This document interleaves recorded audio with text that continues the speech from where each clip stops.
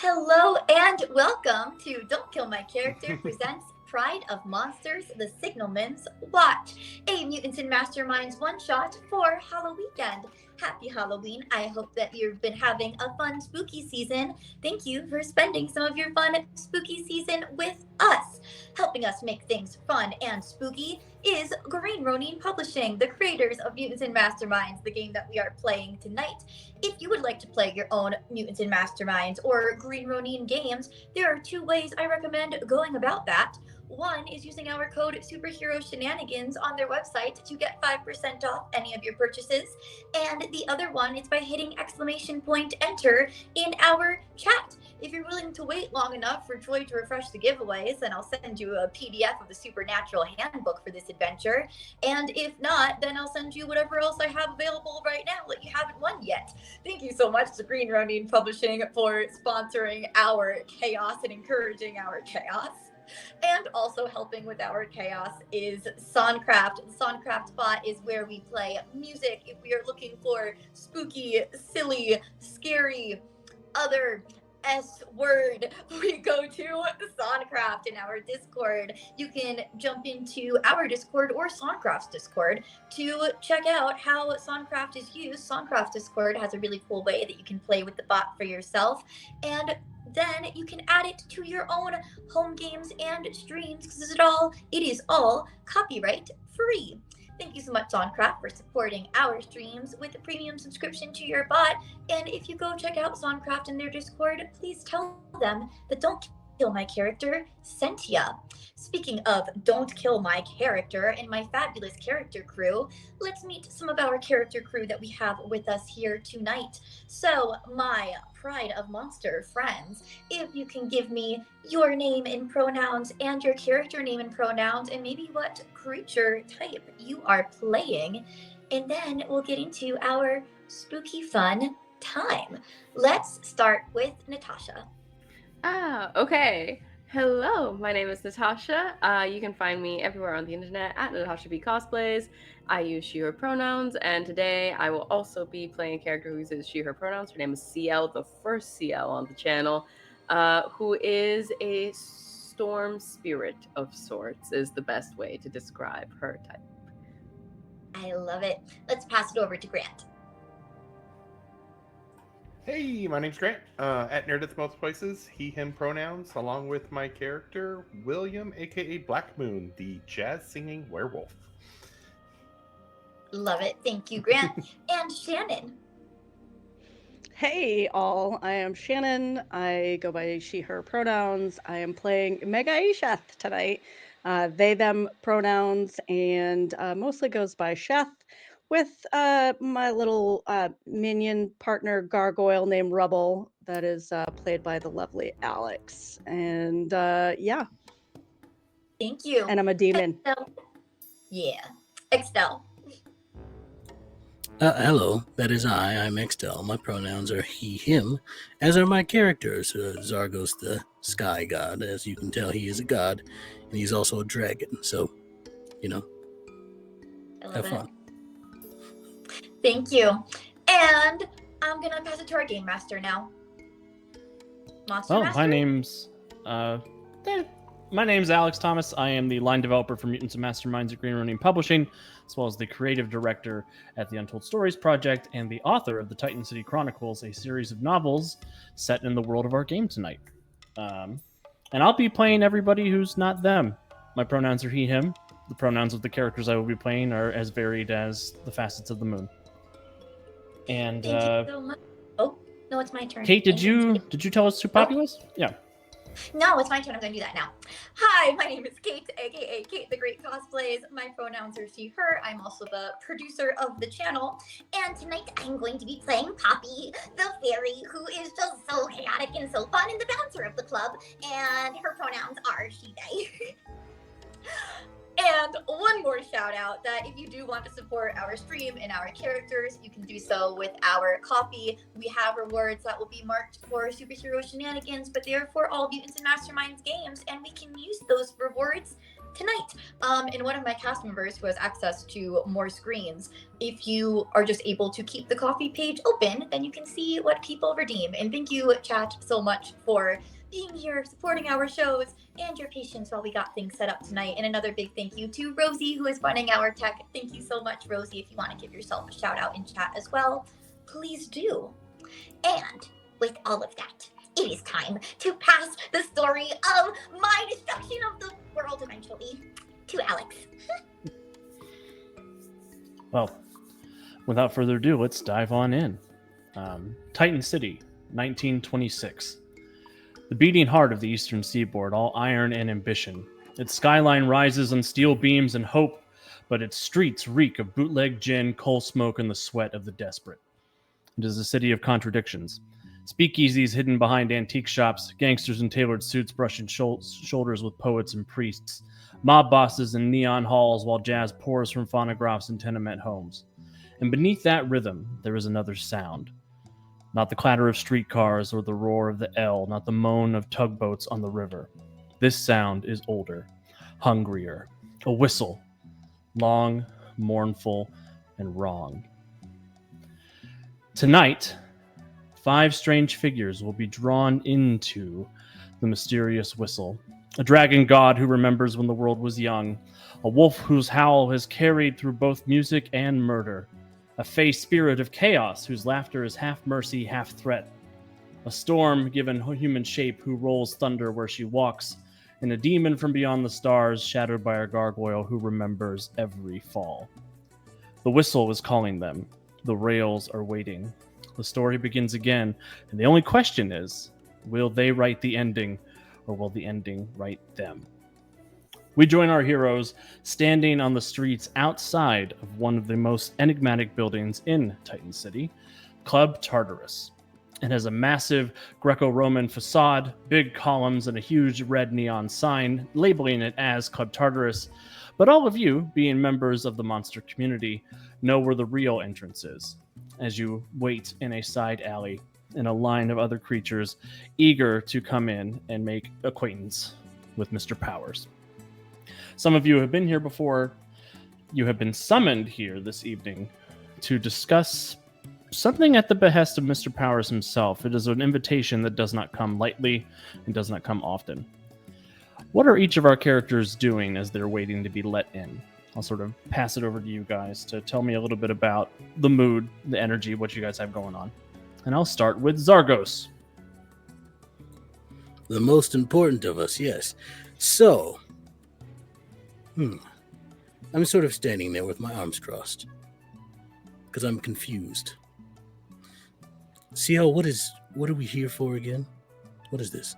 Who's this person? Well, Mr. Powers is well known to you. He is the leader of Monster Society in Titan City, arguably in the world. Never mind, I remember. He is a figure of immense power who is excited who rarely calls out for help from anybody outside of the club. Tapping my foot because I'm impatient. I don't like waiting. I mean, you were requested to come help. Yes, but waiting is so mortal. That's the one thing we can do. Yes, but like for More a king who can shift time, you think that we wouldn't have to wait, for him to come see us and do things. It just seems very disrespectful of us that we have to wait for him. See, Maybe this is a test. Maybe we're not supposed to wait. Maybe he wants to see if you're really a god. Don't put He's ideas in challenging his us, you head. think? Yeah, I've been distracted by a cute guy by the bar, and I'm drinking a Gravedigger number 2.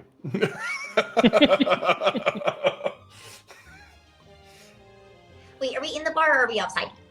You haven't been let in yet. You're still waiting to be let in. Oh, okay. Then I'm still distracted by somebody in line. Yeah, there's still cute guys outside, though. I'm looking eventually- at the bouncers and trying to size them up and see if they're more intimidating than I am, because I'm the bouncer at our club and I'm a very intimidating, very effective bouncer, and I'm just, I think I'm probably better than them, but I want to verify that. Yeah, you can give me an insight check. You have a +6 to this. Thank you. Oh, that's a 12.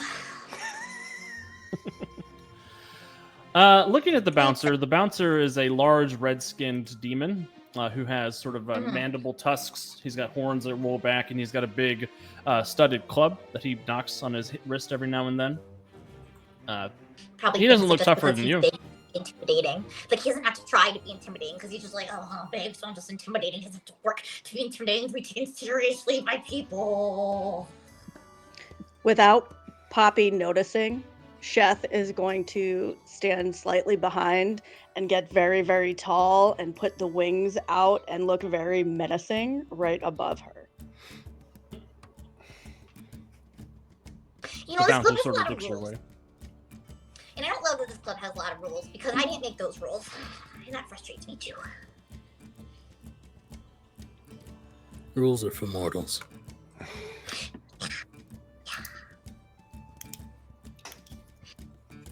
Sorry, keep track of the hero points happening behind the scenes.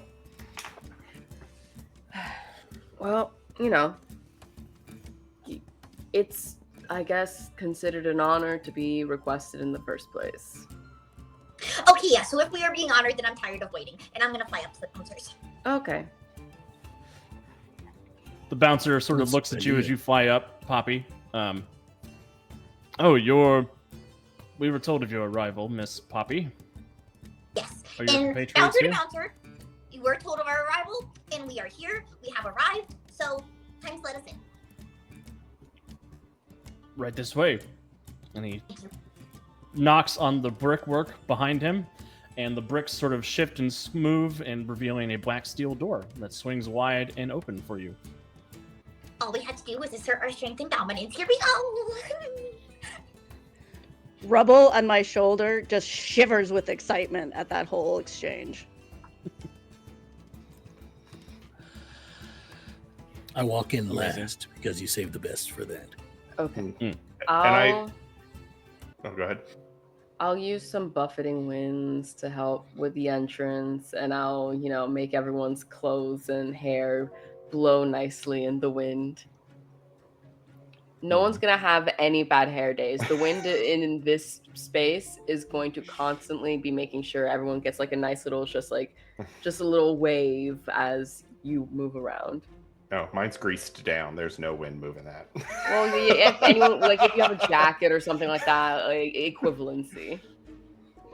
And I'll grab Shut- the arm of the guy that I was flirting with and just kind of bring him in. When we go and get inside, I'll be like, okay, go have some fun. I'll find you later. He seems pretty chuffed that he got in ahead of the line. The guys he was with are like, "Oh man, bring all of us! Damn it!" And sure enough, the door swings wide and time buckles as you cross the threshold. You feel this sort of effervescence pass over you, and jazz swells and dies in the same breath. The chandeliers glimmer with light from decades not yet lived. You can see flapper dancers and go-go dancers of every description from different time periods, sort of hanging in cages from the roof. There are clocks set to every imaginable time and date lining the walls. You can see Roman centurions sipping gin next to a samurai who has an electric guitar slung across his back. Time here is folded, layered, pressed flat until it sparkles like cut glass. And behind the bar, there is a enormous Scandinavian man. Behind him is a very discerning goldfish in a bowl, looking down on everyone with a sparkle in his eye. And on the balcony above all of this chaos, you can see Mr. Powers. He is a almost emaciated black man in a violet smoking jacket. He's got sort of wild white hair that comes out of his hand like skeletal grips from grave dirt. And he's leaning on a cane. And when he sees all of you come in, he nods down to the bartender who walks over to you guys and will usher you upstairs, past the velvet line. I'll lean I just over fly directly up. I'll lean over to Zargos and be like, is he taking our look? I think he is. Is this Hmm. Is this what they call competition? That's fun.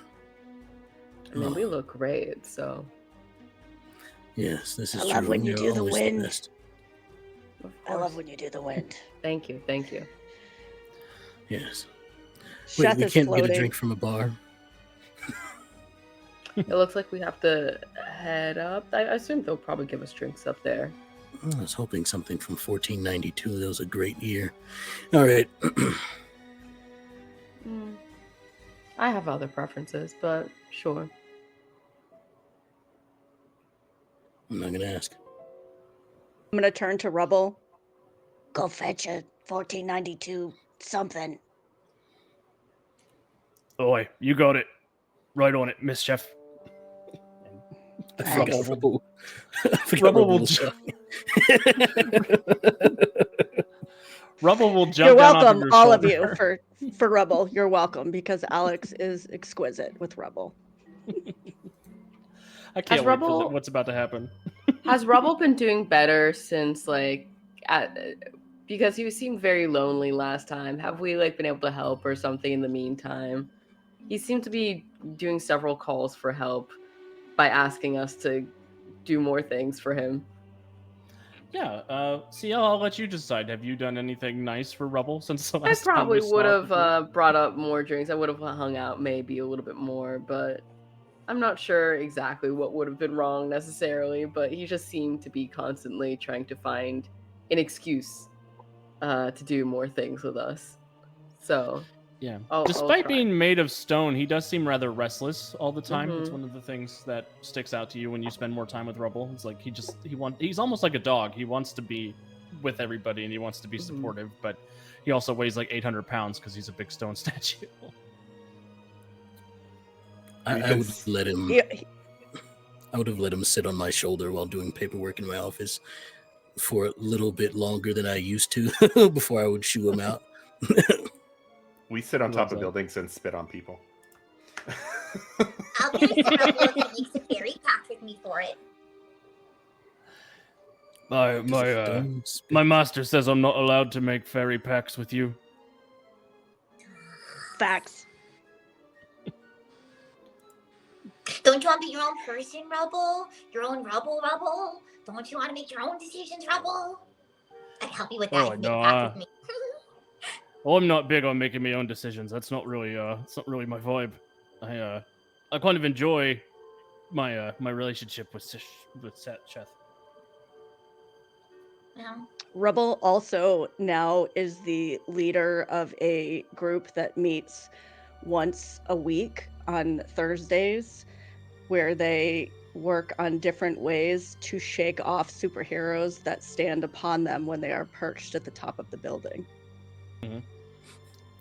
They have resulted in several concussions across the city, as brooding superheroes have slipped and fallen to the city streets below.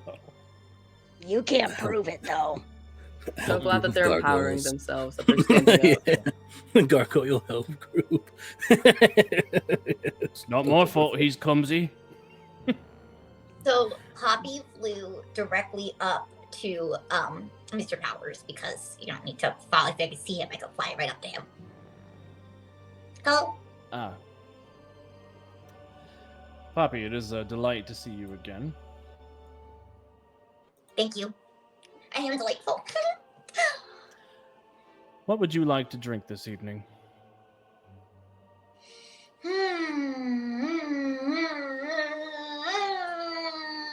Can we do? Let's do strawberry lemonade, but instead of strawberries, like normal strawberries, we're gonna use strawberries that have been picked by goblins. Very well. And he waves his hand, and you see a couple of goblins emerge from a portal next to him, covered like strawberry goo, as they've gone through the strawberry quest to produce this for you. No. The That's so nice goblins of you will guys. come. Thank you. I just Yeah, want to say that's hi to you. I remember meeting you guys last time, and it was really fun. That's right. I'm Straw, and he's Berry. We do the berry picking around here. It's nice to see you again, Strawberry. How are you? Are you doing okay? Yeah, no complaints. Well, there was that one time we walked into a strawberry bush that wasn't quite a strawberry bush, and we lost Straw the second. But you know what? I can make more straws. Okay, that's good. All right, as long as you're doing good, because it was really funny to see you guys last time because you had told some really funny jokes, and I thought that was fun. So good job. Keep doing good. I'm strolling up the stairs with my hands in my pockets like one of those cliche anime characters. And with a sort of like, not scowl, but like a bored look on my face. And I just say, all right, what did you call us here for, Powers? Let's get to it. Good evening, Zargos. It is always a pleasure to see another monster who owns an establishment in our town. Hey, look, are you coming after our style here? Because we got this whole thing going on too.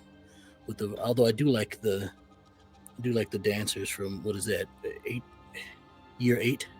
Is that what that was? Ah, you recognize the vestigial virgin. Good eye, Yeah. my friend.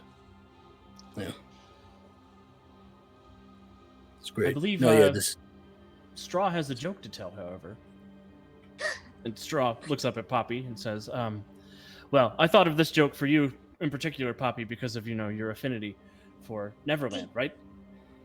What is a pirate's favorite letter? Isn't it R or C? You would think it's R or C, but it's actually a privateer passage from Queen Elizabeth II. That's fair, yeah. That does make sense. Pirates did enjoy that. That's their favorite I letter. don't get it. No, because they Different letter, not letter of the alphabet, Sheth. Letter, like something you sent to someone. Oh, like you're writing. Mm-hmm. That's not funny. Ciel tries not to laugh. He says, I'm sorry, I thought it was funny, but I'll try again some other time. And I'm gonna Yeah, actually I have to. avoid going upstairs because that seems to be where all the immortals are going, and it seems like immortal affairs. So I'm just gonna stay down in the bar. They can fill me in later. Perfect. Moon, get up here. We need your mortal expertise. I think you got it covered. We actually There's don't some- have any mortal expertise up here, Moon. Fine. Don't make me Oh, it's come down all there. immortals everywhere. And Rubble comes running up the stairs as well, and you see he has Christopher Columbus by the pants, and he throws him down in front of Zargos. No, no, no, no! I found something from Oh, you- 1492, like I'm- you You asked. know, I'm that so is- sorry. That is hilarious, actually. I smite him. Oh, I know, I good was about to say, job. Good job, Rubble. I give him a little kick. Yeah. I'll start bullying Christopher Columbus. You want I should juice him, sir? I could juice him for you, real proper like. What does that mean? What does that mean, Rubble? I like I like whatever this is. No, yeah, I just want to know what it means. What? You can do it. Have you ever just- juiced a person? Wait, Oh. Would juicing him kill him? Yes, Probably. most likely. I think he's human. It depends. We're not allowed to do that in here. That's one of the rules. Yeah, we went over this, Rubble. Oh, take him outside and do it. Well, All right. can you wait to do it until I'm ready to destroy the whole world, though? It's very important to me. Oh, I keep forgetting about that timeline. Mm-hmm. Rubble Nobody looks up can at be Sheth. destroyed until I'm ready to destroy everybody. That way, Yeah. my destruction of the world will be so glorious. Because I'll have the most people to destroy possible. So I do have to protect them until then. Yeah, I've been thinking about this whole plan of yours, Poppy. What about all the other worlds that exist?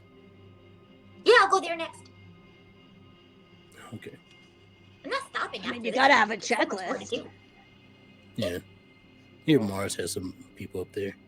At least I know I'll be dead by then. You may not. You're Hang just around a ray immortals of long enough, you sunshine. might become immortal. You can make a deal with me. No. If only you knew a god or something. His blessings have strings, so no, thank you. All right, I've gone bored of this conversation. Let's go into your office, Powers. Start heading over there. I kick Columbus one more time before we go in. Good.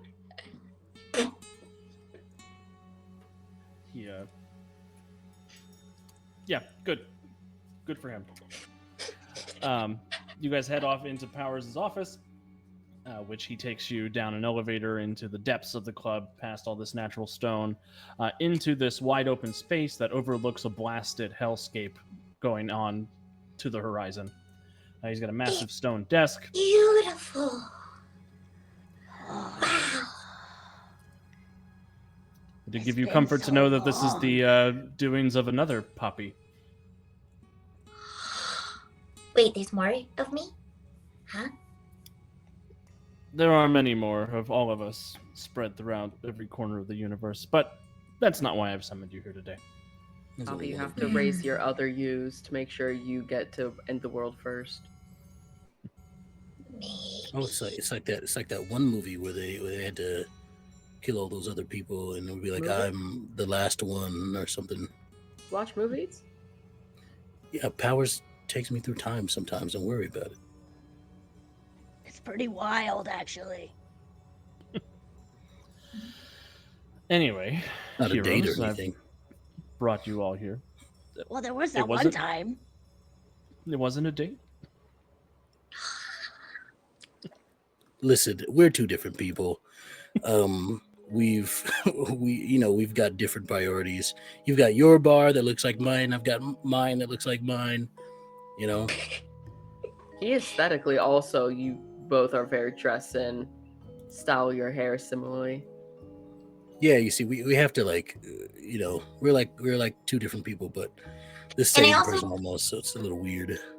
And I also have to respect you both because you're both pretty powerful beings, but you also both annoy me sometimes. But that is also part of what feeds into the respect, honestly.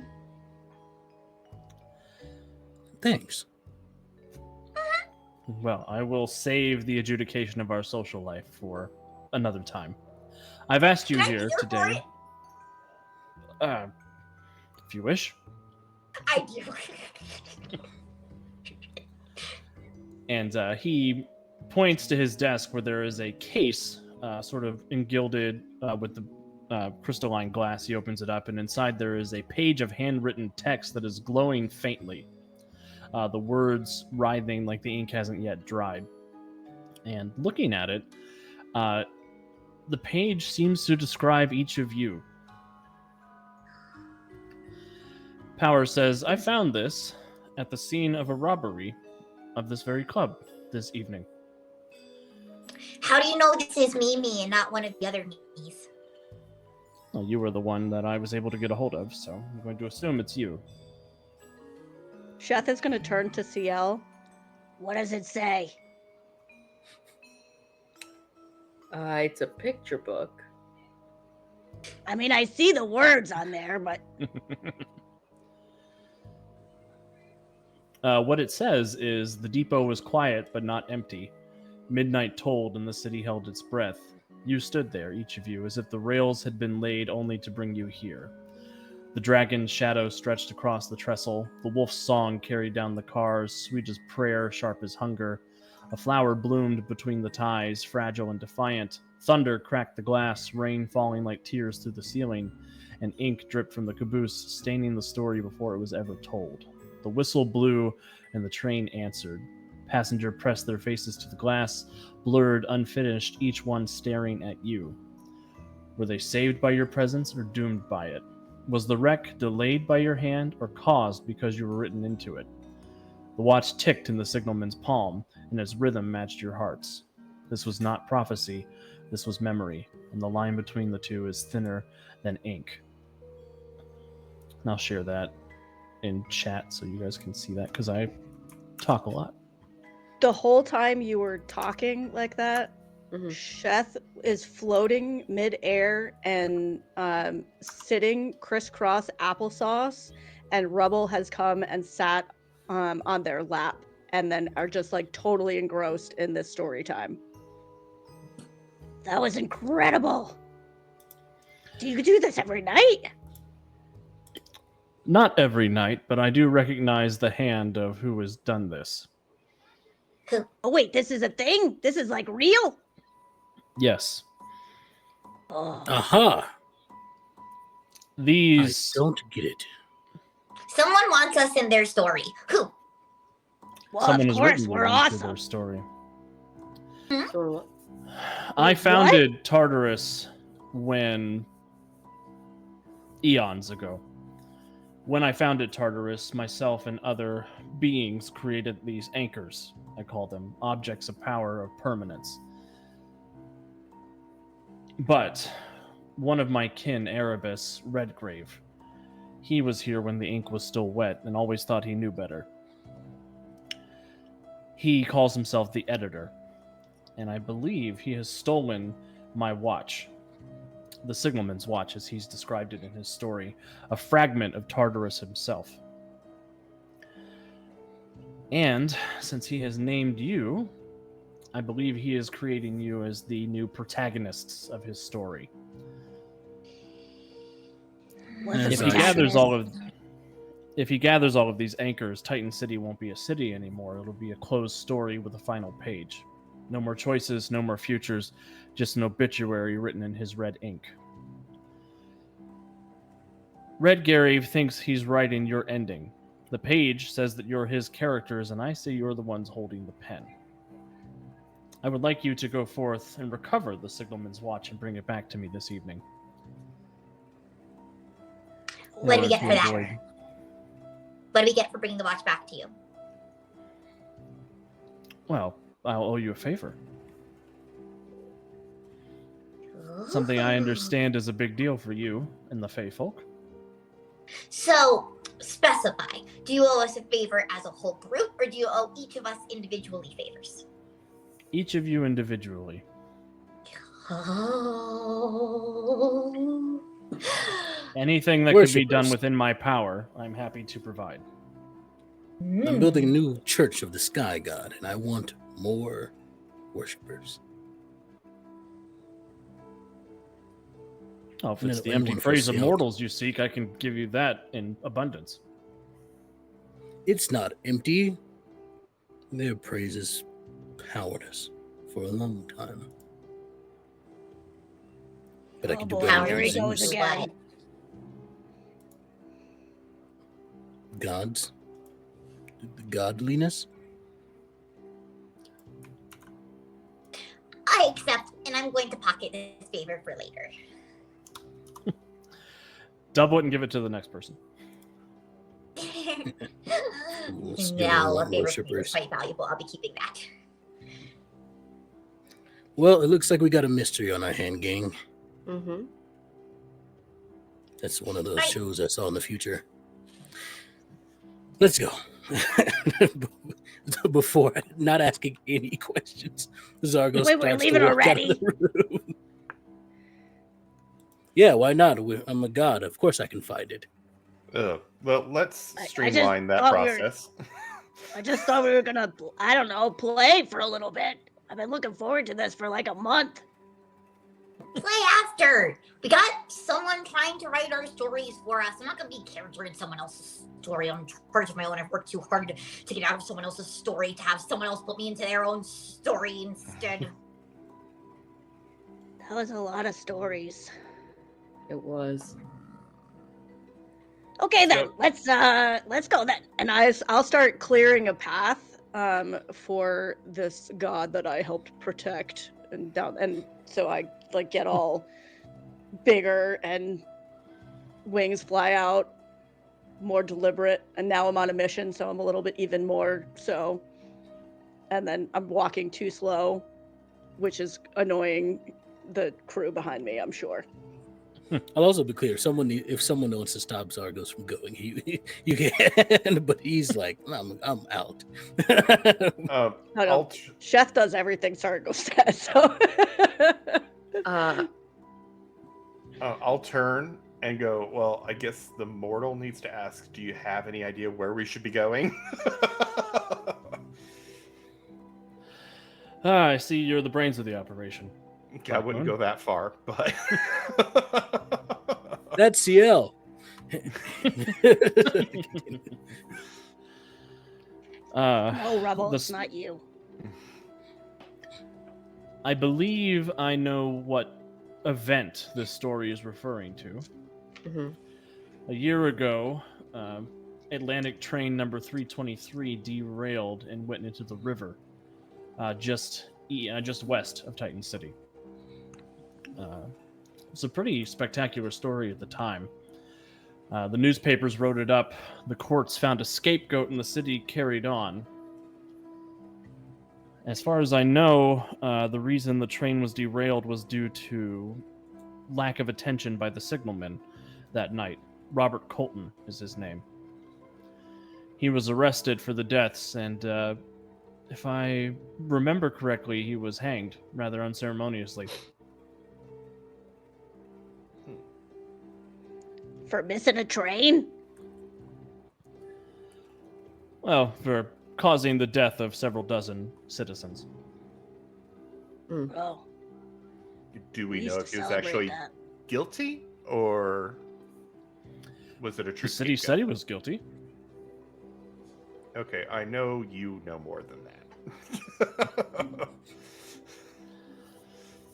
If you had asked me before I received this page, I would have said he was guilty. My memory strikes me as remembering his guilt, but something about this seems to imply that you five had a hand in this. It is not beyond the capability of Erebus Redgrave to rewrite the past. Do we have Wait, any what if numbers this... for this event? Does anybody have the well-informed advantage or the expertise Titan City's skill? Expertise religion. That counts for anything. Yeah, my expertise is in magic and biology. Yeah, mine's in jazz. Mine's in All fear. that jazz. Pass me the jazz. But if anybody has well-informed as an advantage, you can use the investigation or persuasion skill to make a check to see what you know about the event. I don't Or know. Or we just go and yell at expertise Erebus. How about a deal We just here? go and we grab Erebus and we shake him really hard, but not hard enough to kill him because, I don't want to do that. And we say, give us our story back. Powers will say, if only it was so simple. No one knows where Erebus is. Well, can you make the door to this club leave to the time of that train wreck for us? And we'll find him. That's such a good idea. Maybe that's why we're in the story. We go back in time. Wait, Wow, is I this a haven't been trick? back in time in like 20 years. Maybe Yeah, this of is a course trick. it's a trick, but Would I remember the events of like Book of Eclipse, or are we just kind of pretending that like different Ciel went to that kind of thing? I'm happy to say it's the same CL that went to that. Okay. What happened to Book of Eclipse that you would think would be useful right now? Just this idea of like an editor, like someone putting people in stories and things like that. It was just a lot of similar idea, like some powerful being trying to control the narrative in people's stories. Mm-hmm. Then yeah, I think it's definitely relevant. Mm-hmm.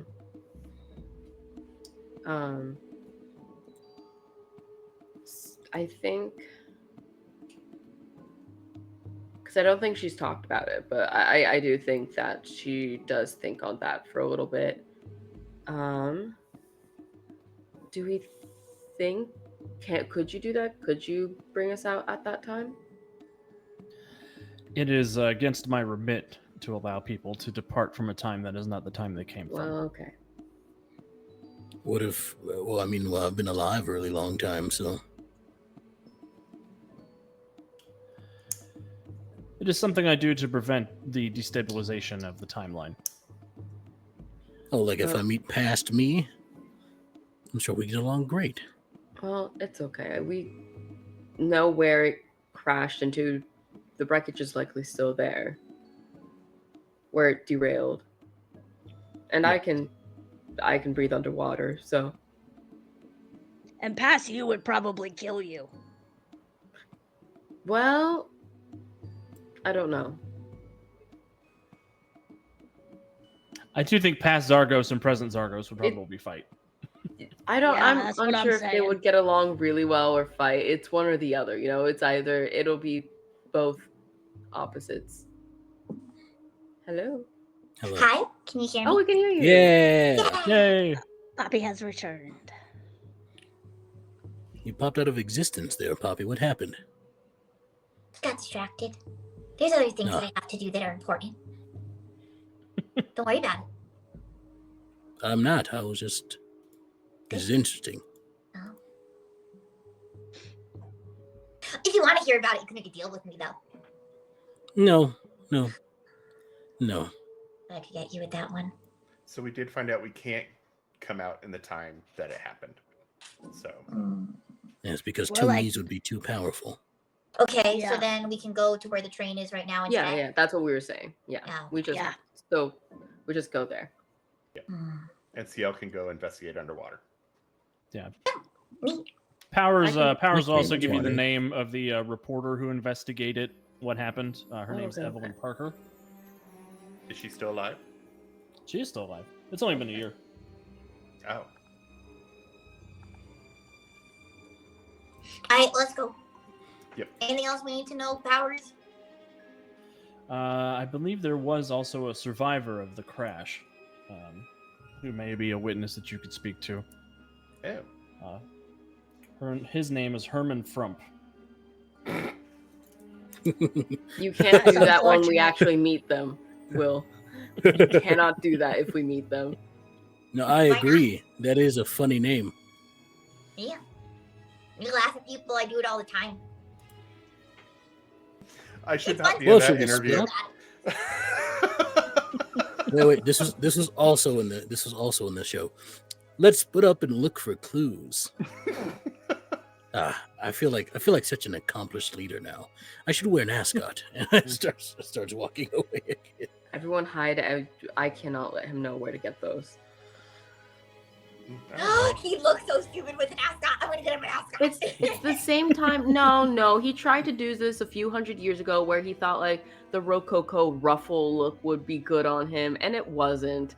It wasn't. It was. It Oh my God. wasn't. I yell as he's walking away. It worked.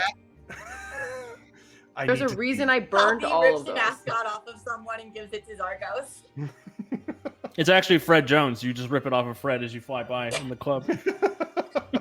Your mother liked it, Ciel. What? Okay. I Me. tied the ascot on Zargos. Okay. Funny joke. Me, I'm your Get mother. it because I created Yes. you. Yo, no, I know. Yeah, Yeah, it's 'cause funny. you're Everybody, also- everybody you're take also another a hero mom. point. Ooh. I'm way funnier than that pirate joke guy. That was a terrible joke. All right. That was Awful. the point. Now I feel silly for saying that he was good at telling jokes because he really wasn't. So I learned. Anyway. Look, not everyone can be as consistently cool as I am. It's really a shame. So I guess if we do split up, I'm definitely going to go to the wreckage since I can investigate a little bit better underwater. I will go with you so I can keep an eye out above water for you. Sounds good. And then who wants to do the rest of you want to go speak to Evelyn? oh no, yeah, there's Evelyn and then also Frump. Okay. got Yes, Evelyn Parker. it. Cool. I was like, Zargo should not talk to this Frump guy. That's why I'm not not? sending anyone that way. I'll go talk Yeah. to this Where's Evelyn Frump? person. Perhaps I can convert her. Where is Frump? Frump is currently institutionalized at the Titan City Memorial Hospital. Oh, Mm. and I feel bad Interesting. for laughing at his name. Actually, I might be able to help with Frump. That can be quite. Okay, so persuasive Ciel's when I going need to be. underwater. Someone should go with Ciel's her though, going 'cause underwater. we don't want her to go alone. I'll go with Ciel. It will be a father-daughter bonding trip. I don't have to breathe underwater, so I can just join you. I'm Okay. so sorry, Ciel. I've lived with him for millennia. It's okay. I know, but you know. And where would we Scott, I don't have find to talk to Evelyn people. Parker? I think she's at her own. She has an agency, you said? She's a reporter. Yeah. Yeah, she is a reporter for the Titan City Chronicle. Okay. I'll go wherever we need to be, like, intimidating. I will talk to Evelyn. Be nice. All right. Poppy. So teams we have here are me and my daughter, Ciel, the greatest storm of all time. Thank I'm you. so proud of her. Look at her. Going to investigate this wreckage. Cool beans. The god team will call that. We shall have Moon. You will go to talk to this Frump fellow. And Team Mortal. Yep. yeah. Perhaps maybe Sheth, you can send Rubble with Moon, Sure. and then you can go with Poppy, so you can be intimidating. You got it. I mean, persuasive. I mean, yeah, persuasive. I don't That's care what how we you like to approach call it. Persuasive. All right, we'll call it so: Team Mortal / Gargoyle, Team Mhm. God, and Team Not Other. God. Team yes, Destructo. Demon Fairy. Team immortal, but not God. Yes. Not quite How about mortal. Team God, Immortal mortal, and not Chaos? quite mortal. Team Immortal Chaos? Oh, yeah. That sounds good. All right, and I take off. Same. I'll fly off. But I'll grab a drink on my way by. The goldfish at the bar will say, "What are you having?" Can I just get a corpse reviver? He puts a morphine dose down on the desk for you. That's not. What kind of bar do you run? I will get behind the bar and start making a corpse reviver number 2 for myself. I'm a goldfish. What are you asking me? You're working the bar. You asked what I want to drink. People here drink all sorts of crazy things. I don't know. Maybe that's what you wanted. And I'll mix my corpse reviver number 2. Do you need like a type AB blood type? What do you No, need? no. We got room temperature and body temperature blood behind the bar. We got you. I don't drink blood, so you are good. Thank you for the offer, though. Oh, good. I only drank blood a couple times, but that's like when it ends up generally in me. Whenever like people die in the storm or whatever. He looks at the confines of his bowl and he says, "I know how you feel." Yeah. It's very that. If anything gets in there, just, you're kind of stuck there now. I see Ciel behind the bar and I'll go, "Oh, make me one too." Ugh. Maybe I should have gone behind here. I don't make Wait, it. I want a Three, zombie please. sunrise. Okay. Why am I working?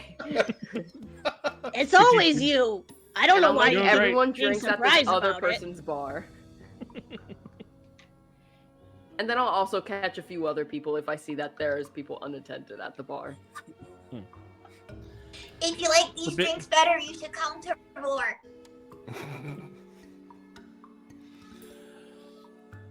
She's the A greatest. couple daughter people will ever. take business cards for the roaring if somebody's offering them Mhm. to head there next time. Great. I lean over to some random person, anyone in particular, that's just standing next to me. I'm like, "Look, that's my daughter." Clap, Is it like take your dad to work day? clap for her. She's doing a fantastic job in making drinks for you all. Clap. He said clap. Okay, Jesus. They'll all clap. You're doing great, sweetie. Thank you. Poppy hops over to Ciel. Why does he do that? What? Clap? Compliment you for doing normal, everyday things and then think other people should be impressed too? Do you think you can make a drink? I mean, As yeah, good as mine? sure. I have other skills. My point Masterminds is more just why. Because I'm good at making drinks. The goldfish Nah, will exactly. chime in and say, "Well, Poppy, you might not be familiar with this, but that is paternal care and support." Supporting her for doing her job. Well, you know, there is kind of the wonder of your own child being amazing and awesome at everything. I've had many children that I'm proud of. Oh, she didn't like that. She didn't like. No. Poppy did not enjoy being told. Poppy's like, nah, I'm out. I'm out of Nope. here. And she's upside down in the stream for some reason. She's chaos. I'll finish making everyone's drinks Immortal. and hand them out. I'll just like drink mine quickly and go, this explains so much about Poppy. Mortal chaos. Oh, did you So I think guess I don't it's think we that can they Friday. hear her had? now, though. I don't know. I've never met another Fae. They're Don't do it. interesting. I wouldn't recommend it. Yeah, she keeps trying to get me to make bargains with her. Welcome back, everybody. Thank you for bearing with us while we ran off to take a quick break and to deal with getting our technical stuff all sorted. As Kate has introduced in the chat, Kate will be participating in chat for the rest of this evening, as Poppy has been sucked out of this adventure to go off and go do something else chaotic.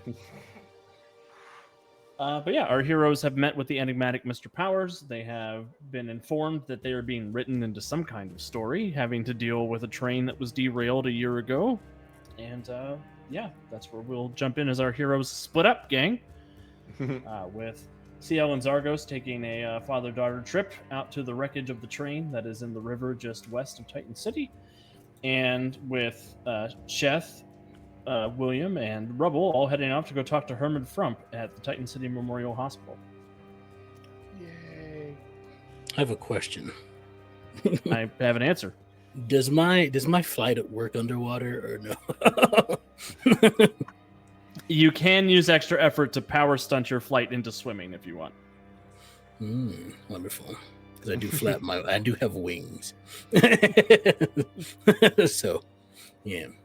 You just have a really weird swimming posture. I'll still be flapping. It's just swimming. I Swim wish flapping. William was there to see this.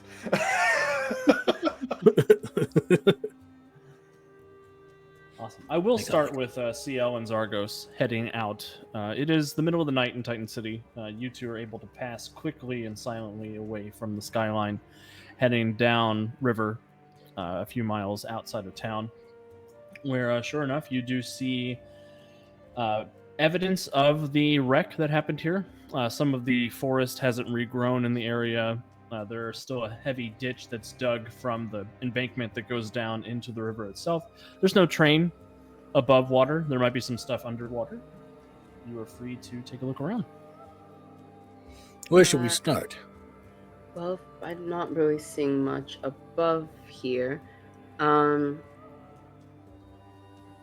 will say, can I do a little magic ritual to see if I can create some kind of little... I'll grab just like any stone and try to imbue it with kind of a little... Since we're by the water, kind of a metal detector, but for magic.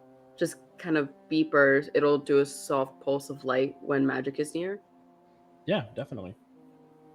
Just in case, because this whole thing with the story seems magical, so I Let me think make that the is roll. definitely a good call out. Do you have expertise magic as a skill? I do, and I have ritual lists, so Perfect.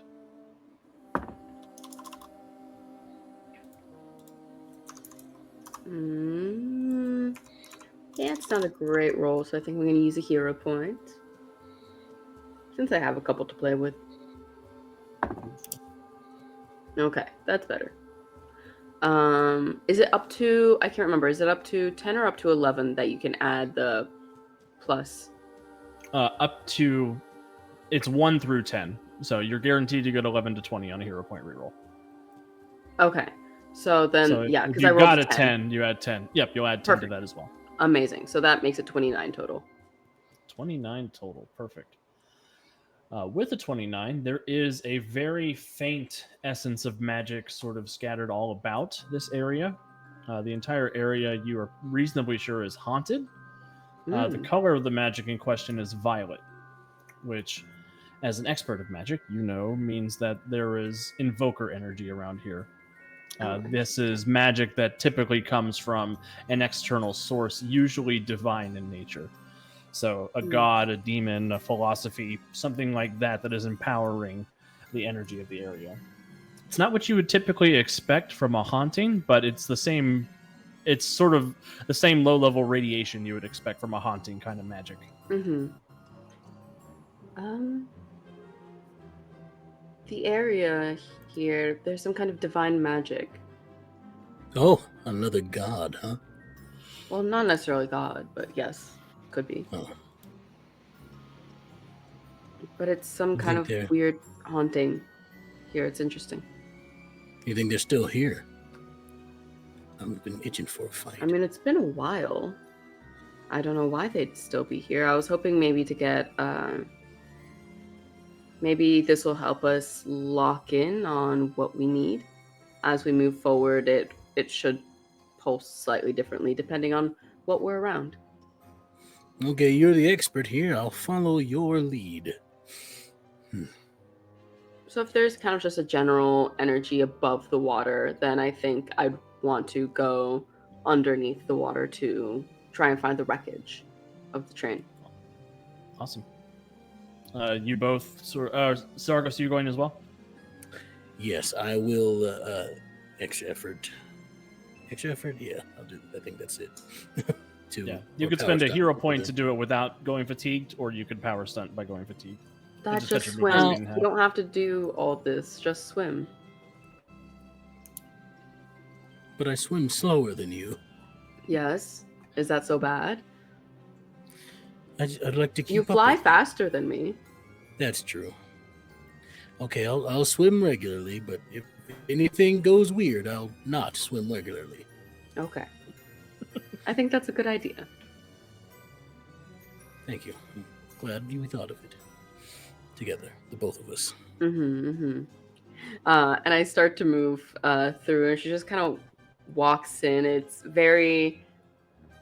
as if she's just walking into more air, is what it seems like. There's no, reaction to shy away from the water, from the cold of the water or anything like that. She just walks as this. It's completely natural, and her skin starts to take a little bit more of a bluish gelatinous appearance as she's fully submerged in the water and is moving more fluidly through it. Awesome. And sure enough, go swimming. I love the sitcom dad energy that Zargos brings to everything that he's involved in. So that is I.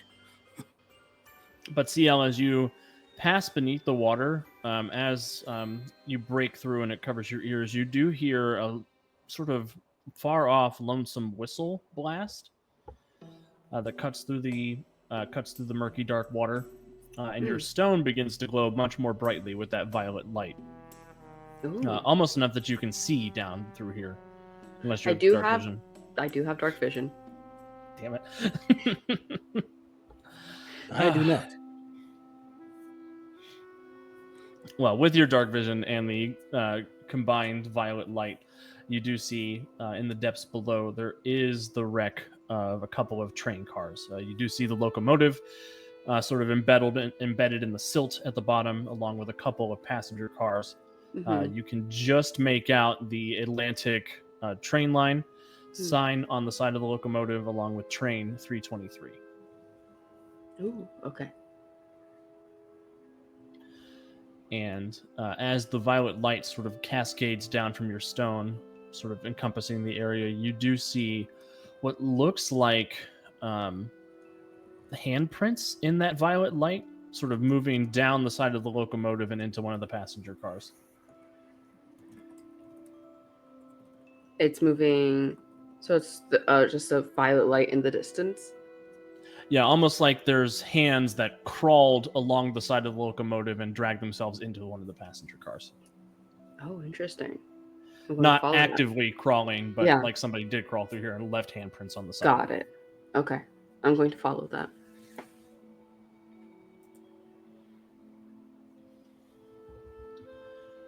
As you follow along, I stick as close you're... up as possible to Ciel because I can't see as good, and also I don't Luckily, need to breathe. I'm carrying a little pulsing rock of light, so you should be able to follow that, if anything. Yeah, I'm just. Yeah, I'm are just you giving chilling. any consideration for how fast your dad can swim? I don't swim that much faster. I swim, I think, Hmm. 8 miles an hour. It's not a crazy swim speed, but... I swim half a mile an hour. a normal swim speed, a very respectable swim speed. I try to use my wings to help push me along, but it's not doing much. I'll kind of help use waters if I can to push him through and guide him a bit. Awesome. You swim twice as fast as an Olympic swimmer. So speedy.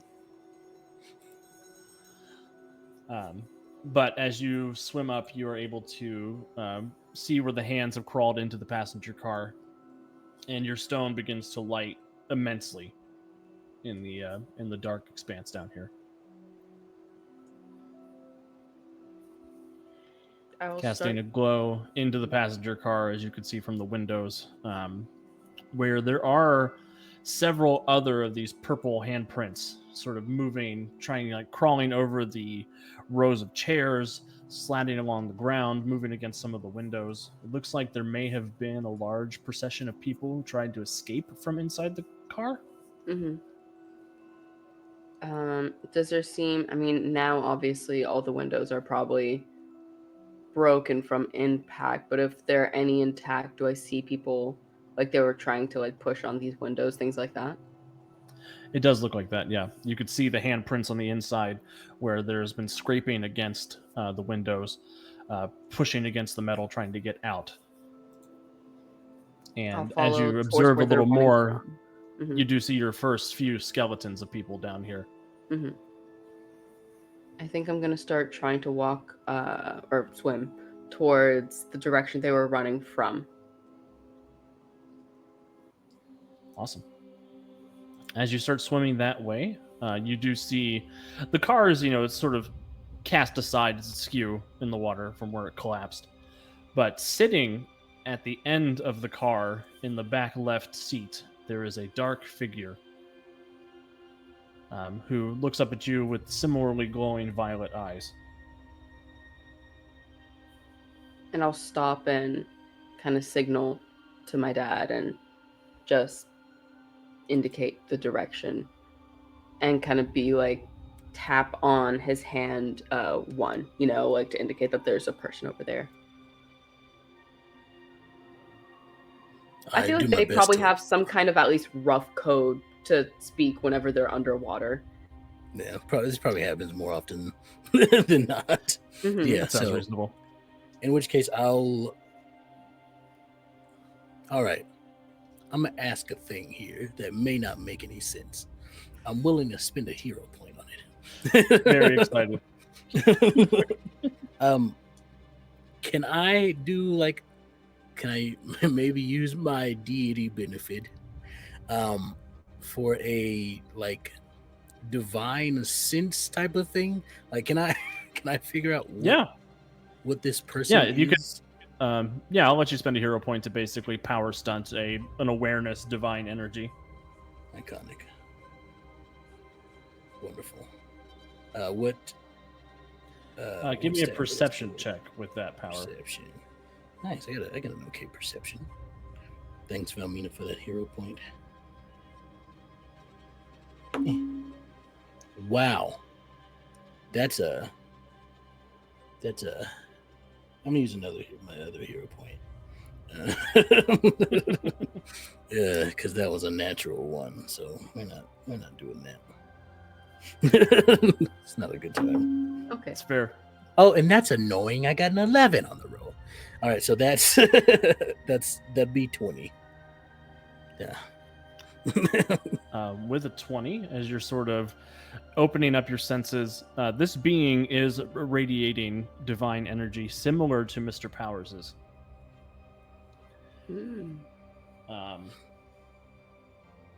I Which- tap a. Oh, good. Zargos, you would know Mr. Powers puts off this almost primeval divine energy. It's something you've run into gods before. Whatever Powers puts off is slightly above that. I'd spell God on on In the water. Ciel's shoulder. God. And then POW, but then I run out of space. Okay. And then ER underneath that. Okay. Yes. Pow. Emergency. Oh, Powers. Okay. Also, hello Raiders from Sword and Key. Thank you for stopping by. Oh my tonight. gosh. Hey, Hi. welcome. Thank you. And I'm as trying you to guys sort are sharing this information, the dark figure in the train car will stand up Mm-hmm. and begin walking your direction. Meanwhile, over at Titan City Memorial Hospital, where Moon, Sheth, and Rubble have presumably taken a taxi to get to the hospital. Yeah. I flew. Oh, okay. Rubble will look up at Moon and be like, "Oi, you want to share one?" Yep. I don't feel like messing up my clothes. I'll pay you back next time. I left my wallet in my other pants. Yeah, that's fine.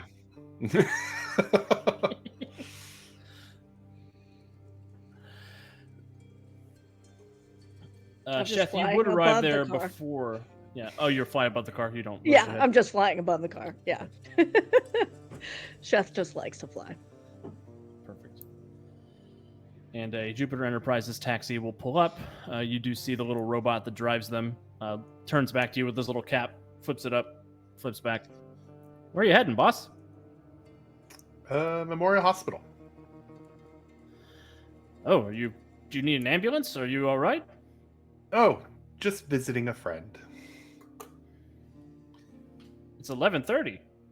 Yeah, he's not all upstairs, so time doesn't mean a whole lot to him, if you know what I mean. Means a lot to the hospital, I'm sure. Yeah, they'll let us in. All right, it's your nickel. And he taps on the meter thing, and it rips up, and you guys head on off to the hospital. Okay, cool. Which is nestled just west of downtown Titan City in Signal Hill is what it's called. There's a big lighthouse on top of the hill overlooking the city below, and they'll take you to on down to the hospital. There's a big white sign up top that says Titan City Memorial, and the taxi will pull up. That'll be 35 cents, Buster. Oh, give him 40 cents. Thank you for your tip. I appreciate it. You're welcome. It was a great ride. We aim to be smooth every time. And you definitely do that. And I'll tip my hat and walk out. And he'll pocket the extra nickel, and he'll put a couple of buttons on the dashboard, and you hear him call out to another robot that he's talking to as you leave the car. You never believe it. We're 5 cents closer to getting that boat we want. Makes me so sad. It's like $25. Don't worry. Well, it's sad because they're saving up for a boat, but robots on a boat seem like a very bad idea. It's like, I want to root for you, but I also don't. He just wants to know what happens to a snowman in summer. Oh no. Can I get kind of a what do I see? Like what is the vibe of this hospital in and around and activity and stuff like that? It's pretty late at night, but it seems like general hospital vibe. It's not overly slammed with patients this time of night. There's a couple of orderlies sitting and waiting around.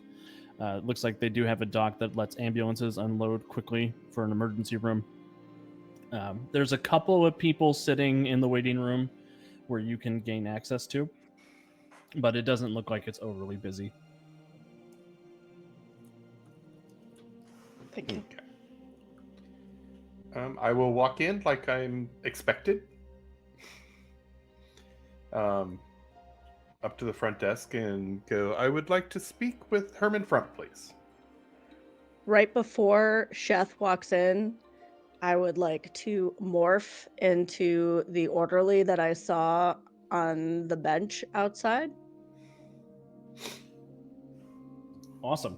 What does the orderly look like, and what is their name? Their name is Sam. And Sam is about 5'4". I would say medium build, non-binary, and spiked hair up, and the spiked hair is purple. And that's all we need for now. Amazing. Yeah, the receptionist sitting at the desk, she has a very severe bun that's pulling her scalp back. She's got horn-rimmed glasses. She's popping gum as she's sitting there. She says, how can I help you? We just need to speak to Herman Frump, please. And I'll try to put on the charm. I have the attractive advantage, so hopefully that'll... Give me a persuasion check. And I'll give you a +2 bonus. Sheth is... No. Sorry, Sheth is just hanging back, so not up with it. Let's see. Persuasion. That is a 23. 23? Yep. Are you relation of Mr. Frump's? Nobody's come to see Mr. Frump in a year. I'm his cousin. I just heard about what happened. Distant cousin. So I came into town, and unfortunately, this is the only time I could make it. Was late in the day, so. Is that a gargoyle here with you? Yeah, that's Rubble. He's a good gargoyle. Rubble. I am a good gargoyle, yes, thank you. William. William Frump, he is.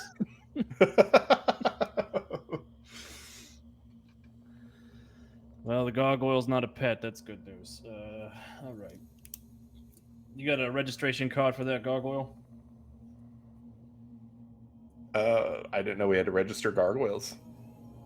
He's a monster. You got to register all monsters in this city. You must be from way out of town. Rubble is used to this, so produces a fake monster card. I got all me shots. You can see right here. Like, oh, see, better than a pet. Well, I'm even vaccinated for pigeon cooties.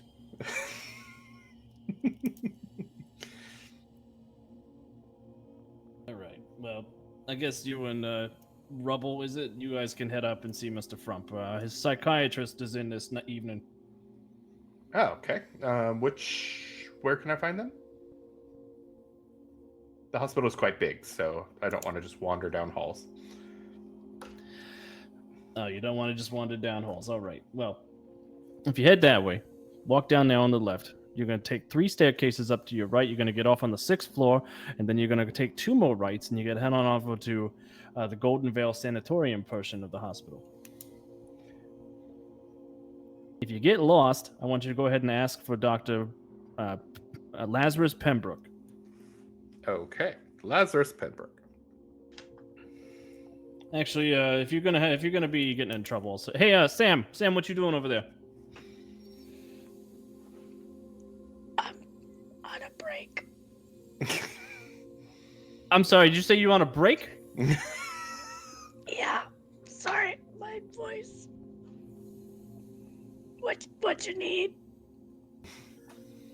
Well, if you're not too busy to get off your high horse, I need you to take this person and his gargoyle up to see Mr. Frump. Right this way, sir. And I start walking in the direction that they were directing.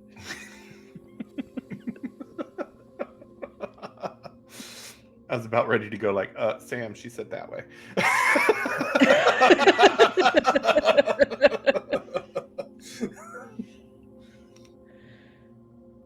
And I'll follow along and say, thank you for your help, Miss. No, the receptionist. It's just... Oh, sorry.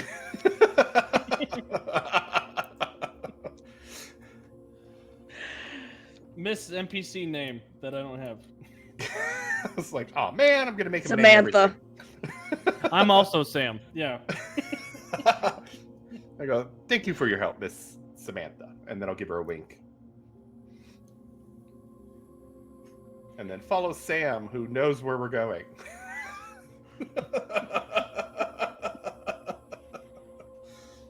Do either of you have the eidetic memory advantage?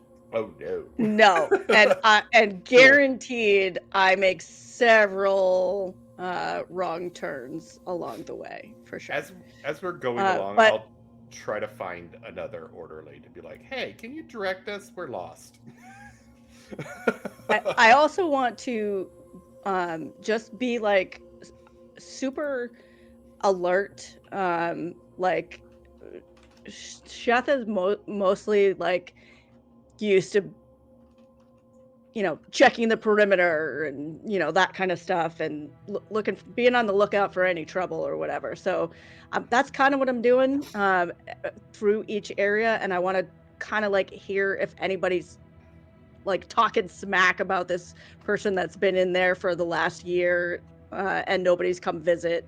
So that's where my awareness is as we're kind of going on this little adventure to find our friend.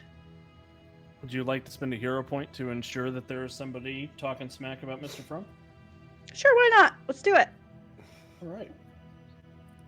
You do see a couple other orderlies who see you walking by, Sam, with Will and Rubble, and they sort of give you the cool guy heads up and say, where you heading, Sam? Frump. Oh, you got somebody here to see Frump? That would be Can you believe it? I forgot I was supposed to be talking that way. Just pretend What's wrong the with other your one was. voice? I don't know. It's just started. Oh, my doctor prescribes Lucky Strikes for that condition. It helps. It's got a smooth go down. I think that might be what caused it. Oh, yeah. Not Irish. Can't take Irish cigarettes. That makes sense. Yeah. But I haven't been really, over Frump's in a while. Do you know where he is? yeah, I know where Frump is. You're like his key orderly though. Are you all right? No. Dude, it's been a day.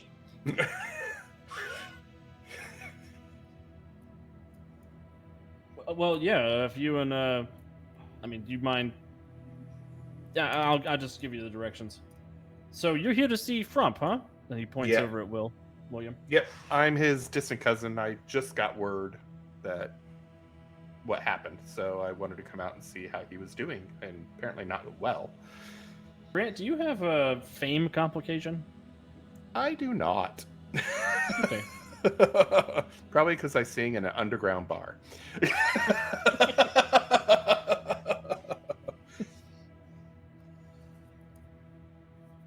Well, I gotta say, you're the first person to come see Frump, and since he was committed after the accident. Yeah, that's our family's small, and his branch kind of suffered a lot of setbacks. So Hate it's to hear me that. and Aunt Gertrude. So Aunt Gertrude is 98. She is not coming.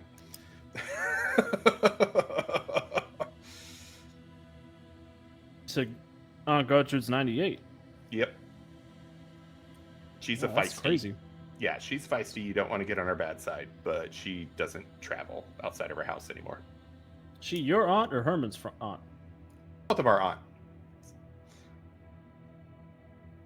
There were 3 brothers. I'm the second oldest. He's the first oldest, and then Aunt Gertrude. I guess that's his sister, huh? Well, she transitioned.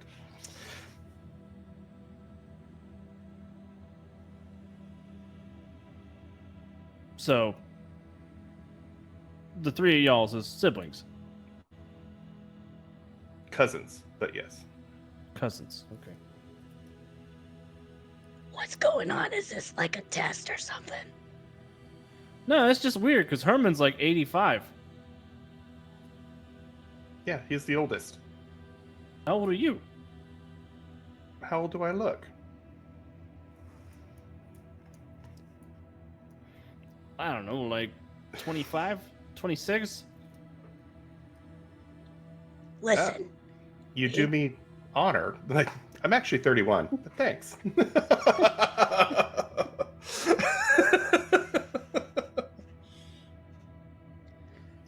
I do look good for my age. Well, what can we tell? You got any stories maybe you want to share about Frump with well, you know all, his all cousin? about. Yeah, you know about Dude, Frump and the I night told you. terrors and the. I'll kind of It's put my been a hand to day. the You got to do it. It's I'll been put my a hand to day. the side and I'm like, he slipped outside. He doesn't want to tell anybody. I think he hit his head. Well, it's a good thing you're at the hospital. Right? Yeah, old Frump's got the night terrors. That's his main thing. Always talking about that shadowy figure in the dark that's coming to drag him back into the train. That's not creepy at all. No, I mean we never seen anything, and we had the department come out here and check for magic or whatever, but there's no magic on him, so he's probably just crazy. Well, surviving a crash like that, from what I read, may do that. Don't we somewhat. all? We're all a little crazy. That's right, Sam. That's why you got purple hair. Mm-hmm. Wait, why is that crazy? Because it's the year of our Lord 1926.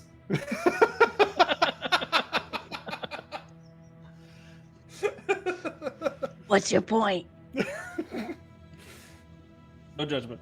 No judgments here. And they will lead you up the winding labyrinth path to Herman Frump's room, where you see standing outside of the patient's room is a rather severe-looking doctor. He's got a tweed jacket on. He's got bald on top, but long spiked hair out the back, sort of like the series of unfortunate events. I'm trying to think of his Lemony relation Snicket? to the kids. Snicket? Snicket. Yeah. Yep. He's leaning on a cane and observing the patient rather heavily. Both of you guys give me a persuasion check. Not a perception or check. perception? Perception. Perception's what I meant.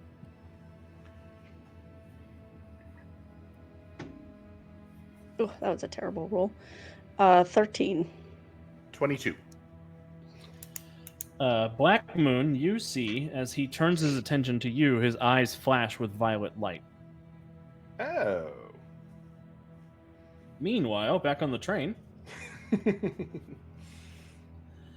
Zargos and Ciel, there is a dark figure with glowing violet eyes looking at you from beneath the waves.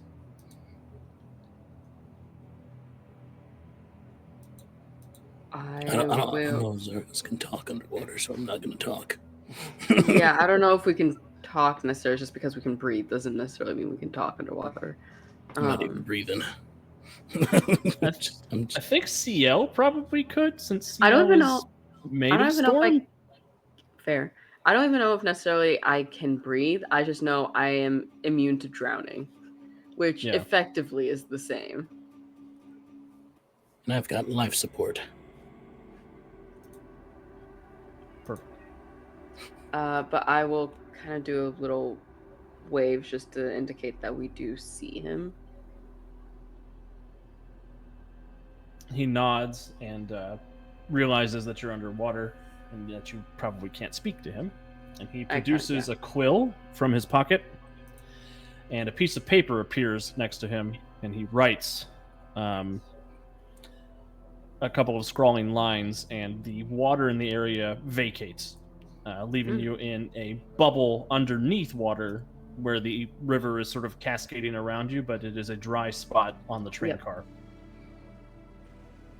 That's useful. Very. So I've been told. So who are you? I am the author of this story, and you are out of place. No, I am standing here. Yeah. Seem to be where we need to be to figure out what's going on.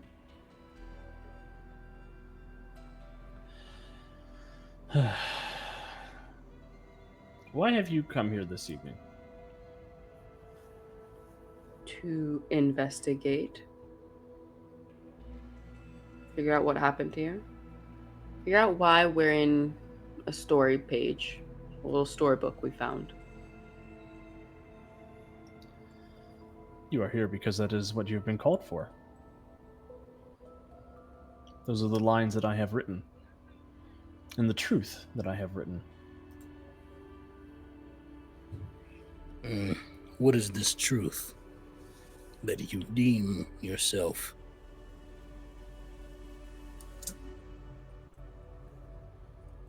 Well, that you will bring about the next coming of this train, and you will suffer the wrath of the Signalman and his watch. The next coming of this train? Yes, it will be here this evening. As a matter of fact, it is barreling down the rails for Titan City as we speak.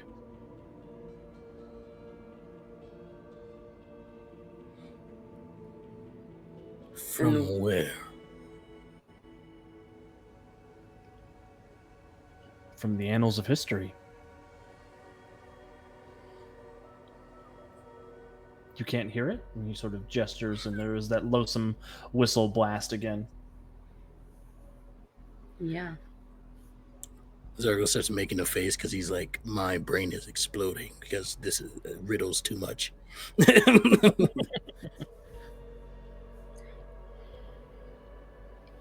Is there... I think I'd ask is if there's anything we could do to stop it, or is this a figurative train, or is there an actual train? Because I thought they closed that line down. You are an observant one. This railroad is one that is coming for you, whether or not it is shut down or not. What is coming for us? The midnight train. But of course. But it's like 9 o'clock. Is this legend we've heard of? Give me an expertise religion or expertise history check. Yay! Yay! Can I get a bonus from deity?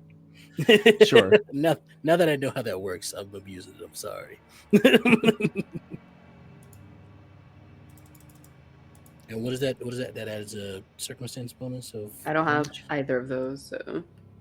Yeah, you'll get a +2 circumstance bonus. You can make an expertise magic check, Ciel. Oh. Okay. That's gonna be. Dirty 20 for me. So 21 for me.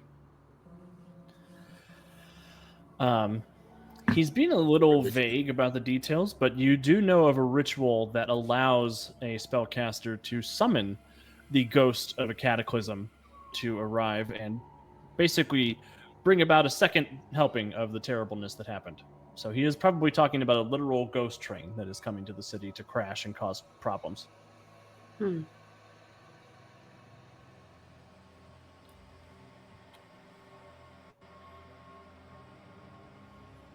Ghost train. Interesting. Can I punch it?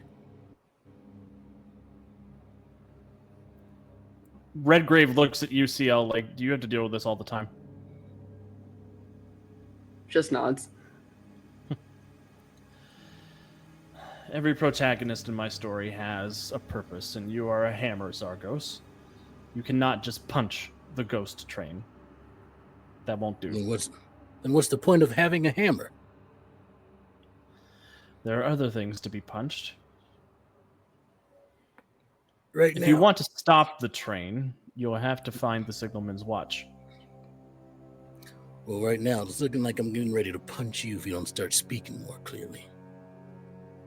Go ahead. Starts doing the like Goku stretch. And I do. It is one of I hold my fist out, and then it's less I punch and more so I move really fast. I use my flight if I have to, but it's more so I move my fist to this person's face. Is the idea? I'll give you a hero point, Extell. Thank you. Your fist sinks into his skin as if it is made of wet paper. The paper stretches and expands around your fist, and you sort of recoil like you've punched flubber. And you do see there are words written along the top of your palm now at this point. What do they say?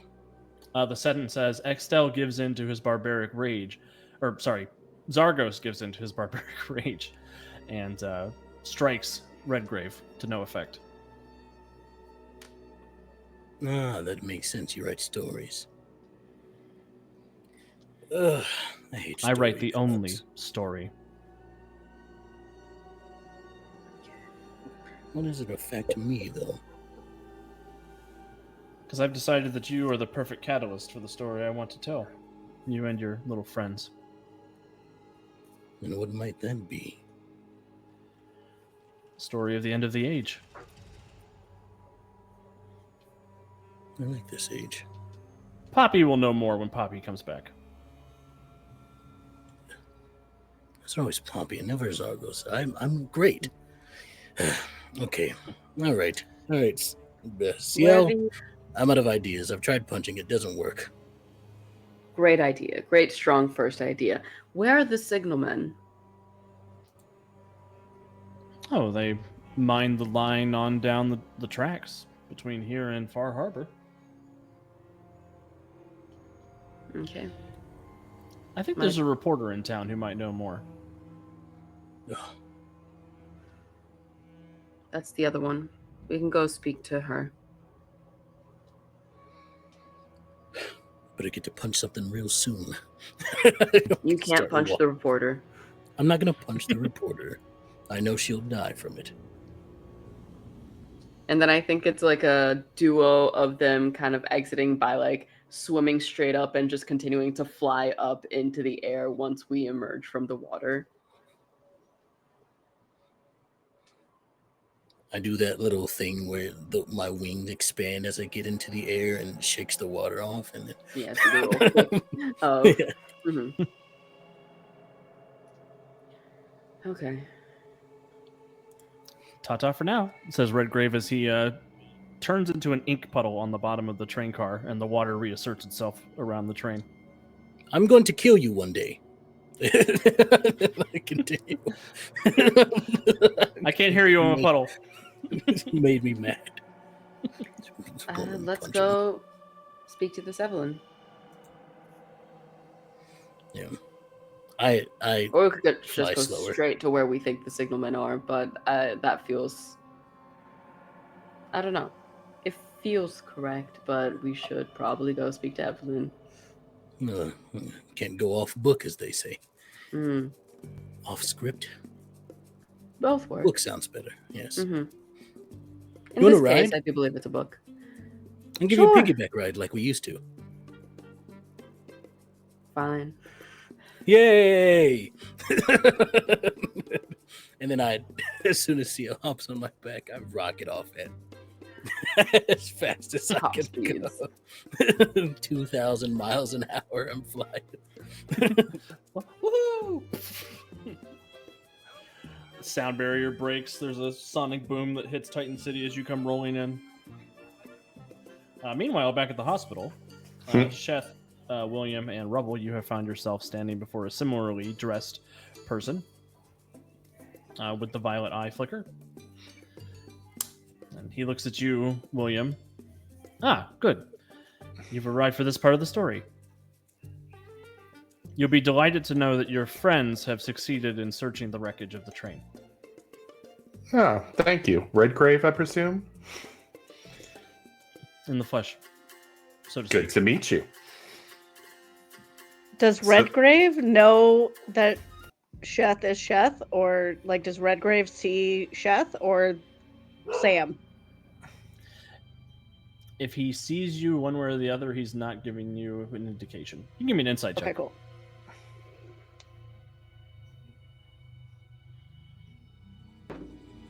Five. You're not even sure he noticed you were here. Yeah. I'll just kind of look at him like, are you the one torturing this poor man? Or... Oh, no. It is merely a side effect of this watch. So is I there didn't any... intend for there to be any survivors. It's a Ah, loose... It's a dangling thread. It needs cut. well, it's good to know you're not all-powerful. And you can make mistakes. Do we see the watch? You don't need an insight check to know he didn't like that. There's a sign in the... Redgrave will remember that. Pops up in the top of the screen. And I have just the entire conversation I'm having like my most charming smile on. It's that whole face says something otherwise than what I'm actually saying. Redgrave will say that the watch is not here. What is the dark figure that Frump is seeing then? That is the Signalman.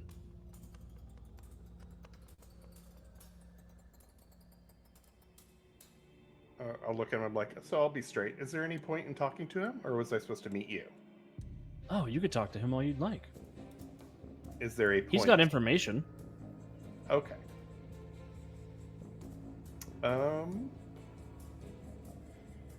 Can you show Just us when you're the done way? with him, make sure you head off to talk to the others. To Evelyn or to Ciel and her dad? Well, Ciel and Zargos are on their way to speak with Evelyn, so I suspect you'll want to catch up with them when you get the chance. Okay, we'll see if a taxi can keep up with that. All right, can you show the way then? He taps the door and it opens, and he will disappear He just goes with a poof. noise that sounds like a typewriter hitting hitting its next line. I just kind of Nice. look at Sheth and go, "That was interesting." He's a weird I don't one. like that guy. And I will open the door and walk on in. See what I see. Yeah. The room in here reeks of mothballs and whiskey. The wallpaper in here is curling in the corners, and a phonograph hisses, spinning a scratchy jazz record that warbles between notes. Blackmoon is actually one of your records that's playing. Oh, I'd be like, "Oh, you have good taste in music." Herman, And Sheth walks Herman- over and turns it off. Sheth. Oh, I was digging that. That was good. That was a pretty good rhythm. It was. I've heard this one too many times. That's because he sings it in the shower, doesn't he? He sings it all the time. Sheth, you should not be hearing me in the shower. I can hear everything. I'm a demon. I hear it because the pipes tell me about it. The pipes? Oh, yeah. I talk to all the building material in the city. That's good to know.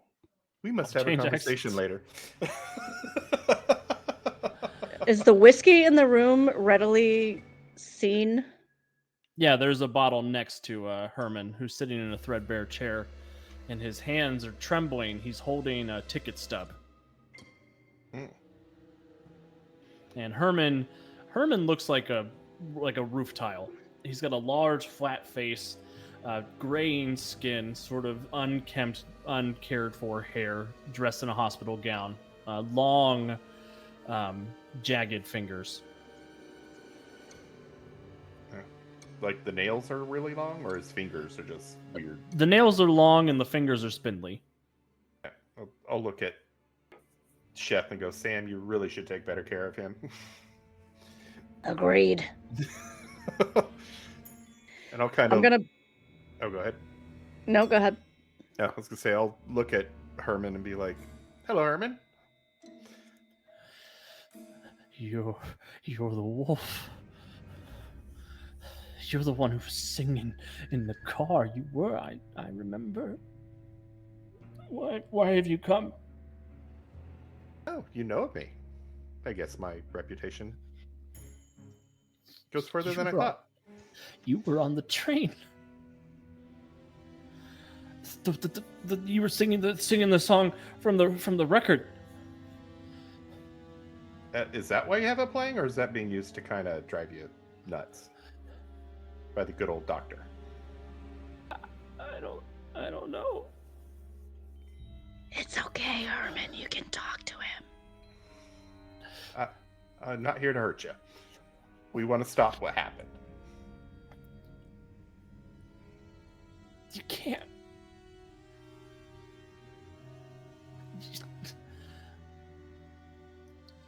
You can't stop it. You were there. You weren't there. The train never left the station. The train always left the station.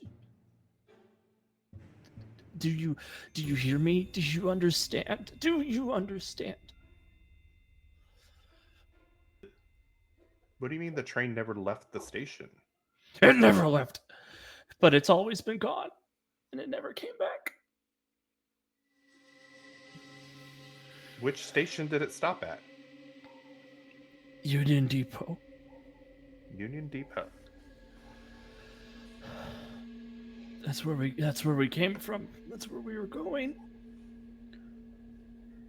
Who's we, Mr. From? Everybody in the train. There was the dragon, and the wolf, and the thunder on the glass, and you, and the demon in the dark. And the gargoyle, I remember the Probably gargoyle. the coolest one. I don't know. Singing's pretty cool. Did we fail in saving everybody? Or were we... Like, what did we do? And he sort of leans forward and he puts his hands in his face in his hands and he rocks back and forth a little. You weren't there. You don't know. No, you were there. You caused it. You were the reason we crashed. No, that's silly. It was the 13th car. And we never left the station, and we never left the water, and we never stopped.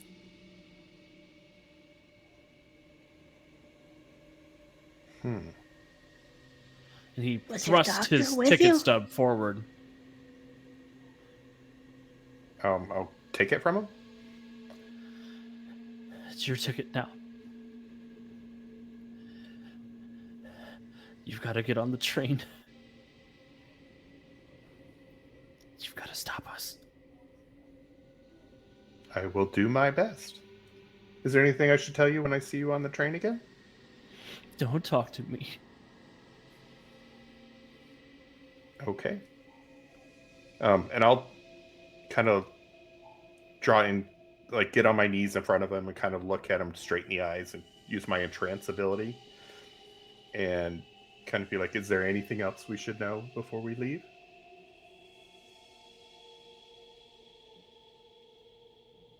His face sort of goes slack as he looks into your entrancing eyes.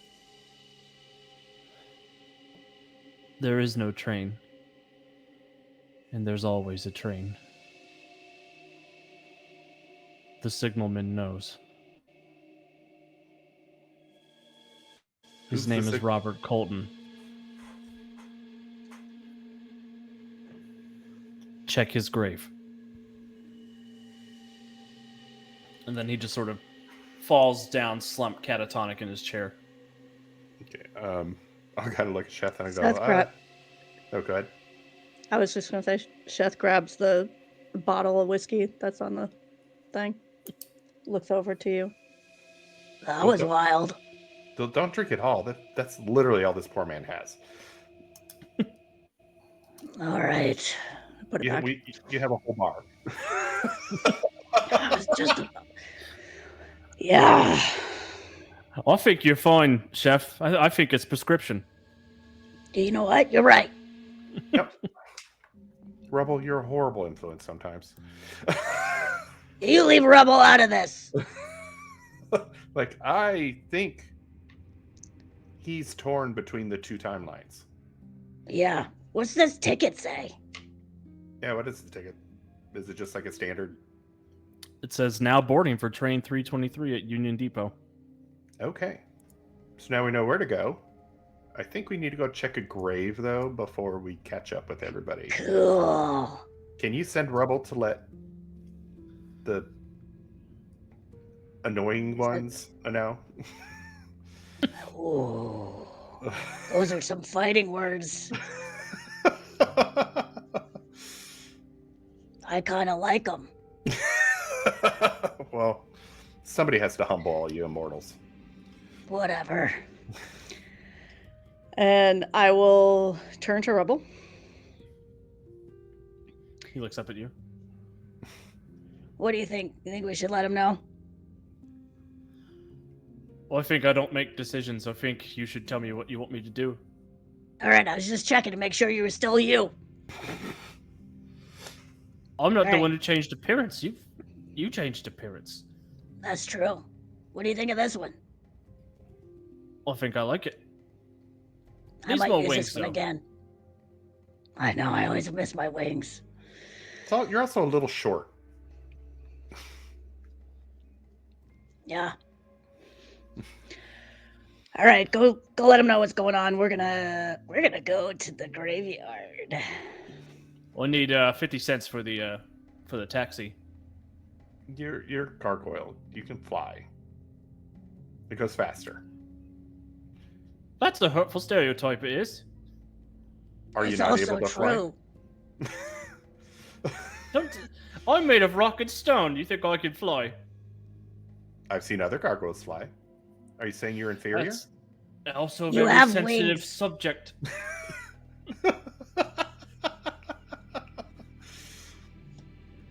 Come on, I've seen you at least hover to drop things I to put- people. I put the stuff in his hand. Just Where you gonna put it? Thank you. You let me worry about that. All right. And I'll be like, okay, make sure you tell them two things. One, we ran into Redgrave. He was the doctor. All right. Well, I Two, can keep in mind of that. we will meet them at Union Station. I think that's All right. right. Union Depot. Union That is Depot where it is. That's where we need to meet up to catch the train. All right. And you have a ticket. Do you have a ticket for everyone, or you only have one ticket? I just have the one. All right. They probably sell tickets at the depot, yeah? Probably. I You don't want me to need stop no off and ticket. pick up some tickets on the way? You're just going to want more money. I We're don't know how literally- much tickets cost. It's probably like $5, right? We're literally meeting at the depot. So Just give me a couple dollary dues. He puts his little palm up. I'll give him $2. Be like, don't spend it all in one place. I know you're not actually buying tickets. Oh, I'll buy tickets, all right. Mm-hmm. Rubble stops off at the horse track and he's not seen for the I rest was of just the gonna say, Yeah. yeah, he like in a horse. Same brain. Love it. And I'll Rubble secretly saving up for a boat. Rosie's killing us. Incredible. By gambling away all the money you made. Yeah, exactly. Yeah. I'll look at Sheth and go, so let's go out a fire escape because I do not want to go through this maze again. All right, hop on. I open up the window and climb out of this little room that we're in. If there is a way to do that. If not, I'll go out and around. But Yeah, windows in hospitals still open in 1920, so you're good. yeah, that's what I thought. Yeah. Come on, you coming? Yep. And I'll hop on. and I'll fly out, and Where are we going? The I'm graveyard. just doing loops. The graveyard. The graveyard. I just start heading to a graveyard that I saw. Well, it's probably a prison graveyard, maybe. That's a good notion. That is probably Yeah. right. Let's go Alright. to the prison graveyard. All right, and I'll. Do you know where it is? Oh, the prison's that way, so fly that way. I fly that way. Amazing. No notes. Meanwhile, Zargos and Ciel, the piggyback ride of the century. Sonic boom, sonic boom, sonic boom. As you arrive back in town. Where are you off to? Evelyn. So we're heading to the newspaper. Awesome. To speed things up a little bit, you do arrive at the newspaper, and they're able to give you Evelyn's Out of our way. Evelyn's address. I'm a god. We're gods. We don't need no stinking addresses. But I will take it. Thank you. Yes, we do need to know where she lives. It's like, no, he says that, and then Ciel's like, no, but we do need to know where she lives, so thank you. We're a great team. Perfect. Absolutely a great team. Okay, so looks like she lives on this cul-de-sac. Oh, nice. And I land roughly. Not for Ciel and I, but for the ground. Great. I do the whole Superman land hard, but not hard enough to like crater, but definitely hard enough to like there's cracks. In the world of mutants and masterminds, every pothole has a reason, and it's not bad infrastructure. It's Zargos. Specifically, It's just some Zargos. kind of superhero trying to do a cool landing and breaking the road underneath them. Yeah. Earth Prime has Dr. Metropolis to fix that. Titan City does not. But the suspensions on all the cars are amazing as a necessity. Hey, it's a give and take. So yeah, you land in the cul-de-sac in basically the suburbs of Titan City, a little neighborhood called Collingdale, where, sure enough, it's the middle of the night. You're in a nice set of row houses, and there is you see Evelyn's address. There's no lights on inside. Okay. Do you want to just go up to her window Sure. or knock on the window? The light flicks on inside as you go up to the window. And a young Asian woman comes out in her nightgown to the window, opens it up, puts on her glasses. She's got short-cut bob of black hair. She looks at you and says, Zargos and the Storm daughter, right? And she's sort of fumbling around trying to find a steno pad and a pen. My name is Ciel. Ciel, that's what it is. What brings you to my neighborhood in the middle of the night? Sorry, I don't have any notepads nearby. No, you're good. We're looking into some things and heard that you might be the best person to ask about the Signalman. And her disposition changes. She sort of solidifies. Who told you about the Signalman? Inkman. Then you've seen him too. Okay, Yes, great. the guy I'm that glad that wouldn't means punch something him. to you. Can't punch him, which makes me irritated. I imagine it would. So you've accosted Redgrave. You've seen Redgrave in person, and you've tried to attack him. Yep, and he felt gross.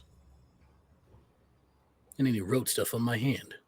I'll probably work like around that in the official telling of the story, but felt gross. No, you can tell all of that. Yes.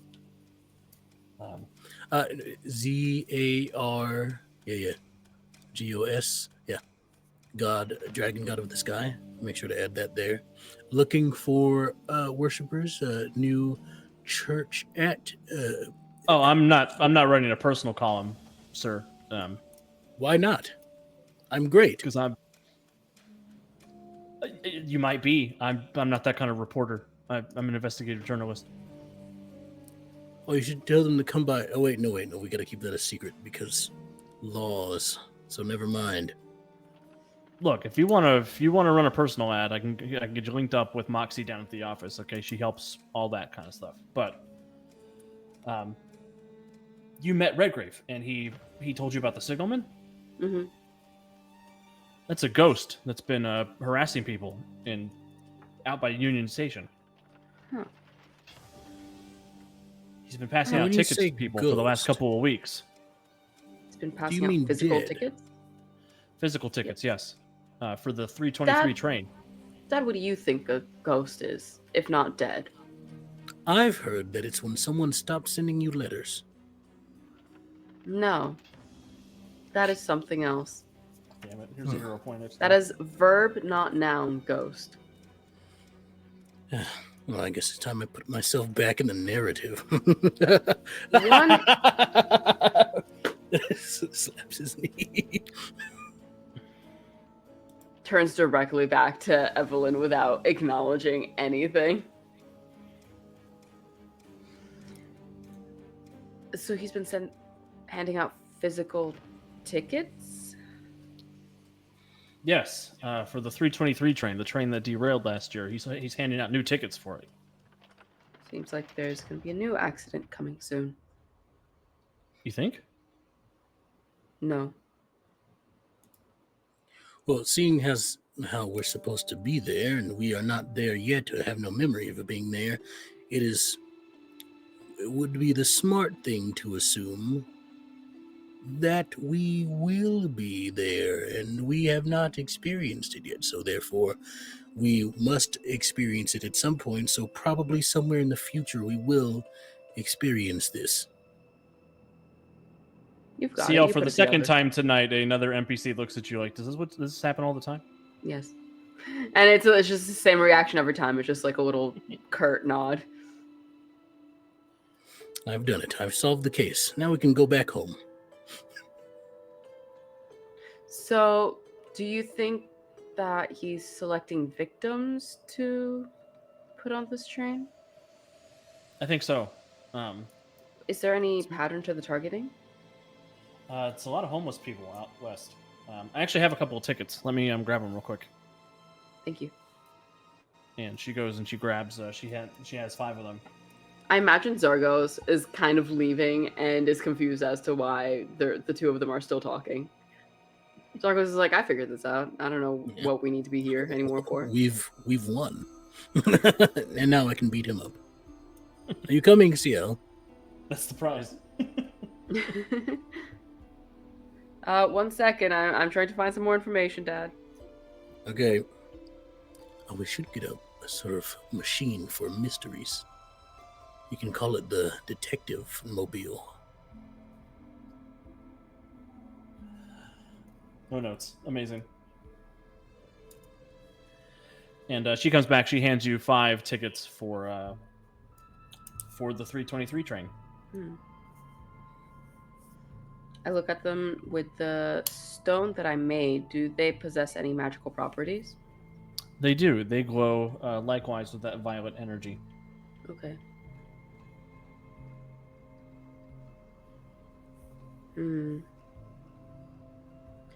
Is there anything I can tell with a possible magic roll? I don't know. Can she try and investigate these a little bit further, magically speaking, to see if maybe if they're non-transferable, if like they're meant to target a certain person and they won't work for anyone else, something along those lines? Go ahead and give me an extra G's magic check.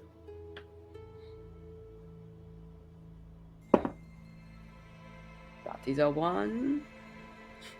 I A believe one? I have another hero point, which I will definitely use. You do. You'll be down to 2 after this. Oh, sweet. I have so many. Okay, that was a 7, so plus 10, 17 plus 9, 26.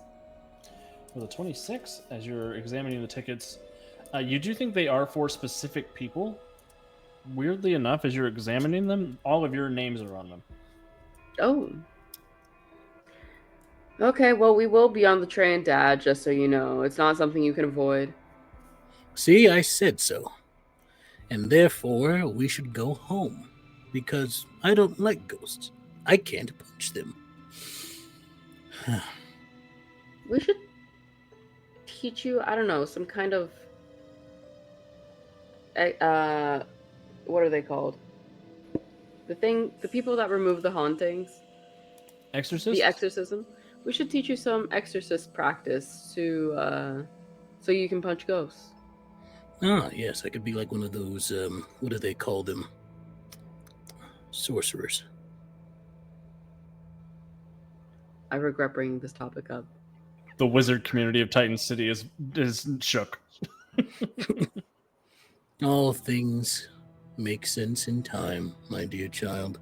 No, I used to be able to punch ghosts when I was, at full power, but now I'm not at full power because people stopped worshiping me. I'm happy with my little cult. How's that going, by the way? They're doing very lovely. A lot of them have started being able to extend their weather controlling powers a bit more, and they're having very good times. Making sure their crops are watered and that they have nice days when they want it to be nice, and it stays pretty localized to their little regional areas, so it's easier for the overall environment. And they're very good about being conscientious of the overall environmental factors to make sure that the ecology isn't too thoroughly upset by the magic they could cast. Do they give you sacrifices or anything? That's what they used to back in the day. I mean, I get some nice whenever they grow something nice in their garden, they'll give some stuff to me. That's nice. Oh, is that why we've been having like more vegetables and stuff for dinner? Yeah. That's cool.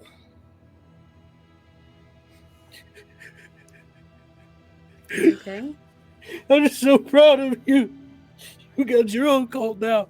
You're like a god in your own right. And I've got nothing left to teach you. Honestly, I just feel so inadequate sometimes. I'm just here, and I rely on you for a lot of stuff. I know a father should be. No, it's fine. It's everything's okay. Both of you guys make a perception check. Fully in this person's home past midnight. What's my perception? Oh, I have a great perception. 29. I've got a 19. Evelyn is furiously writing down every aspect of this exchange to make an article about.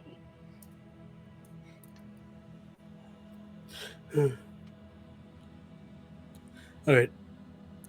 So if you want to write down where we meet at this community center on a regular basis to discuss magic and ecology and weather keeping in local areas.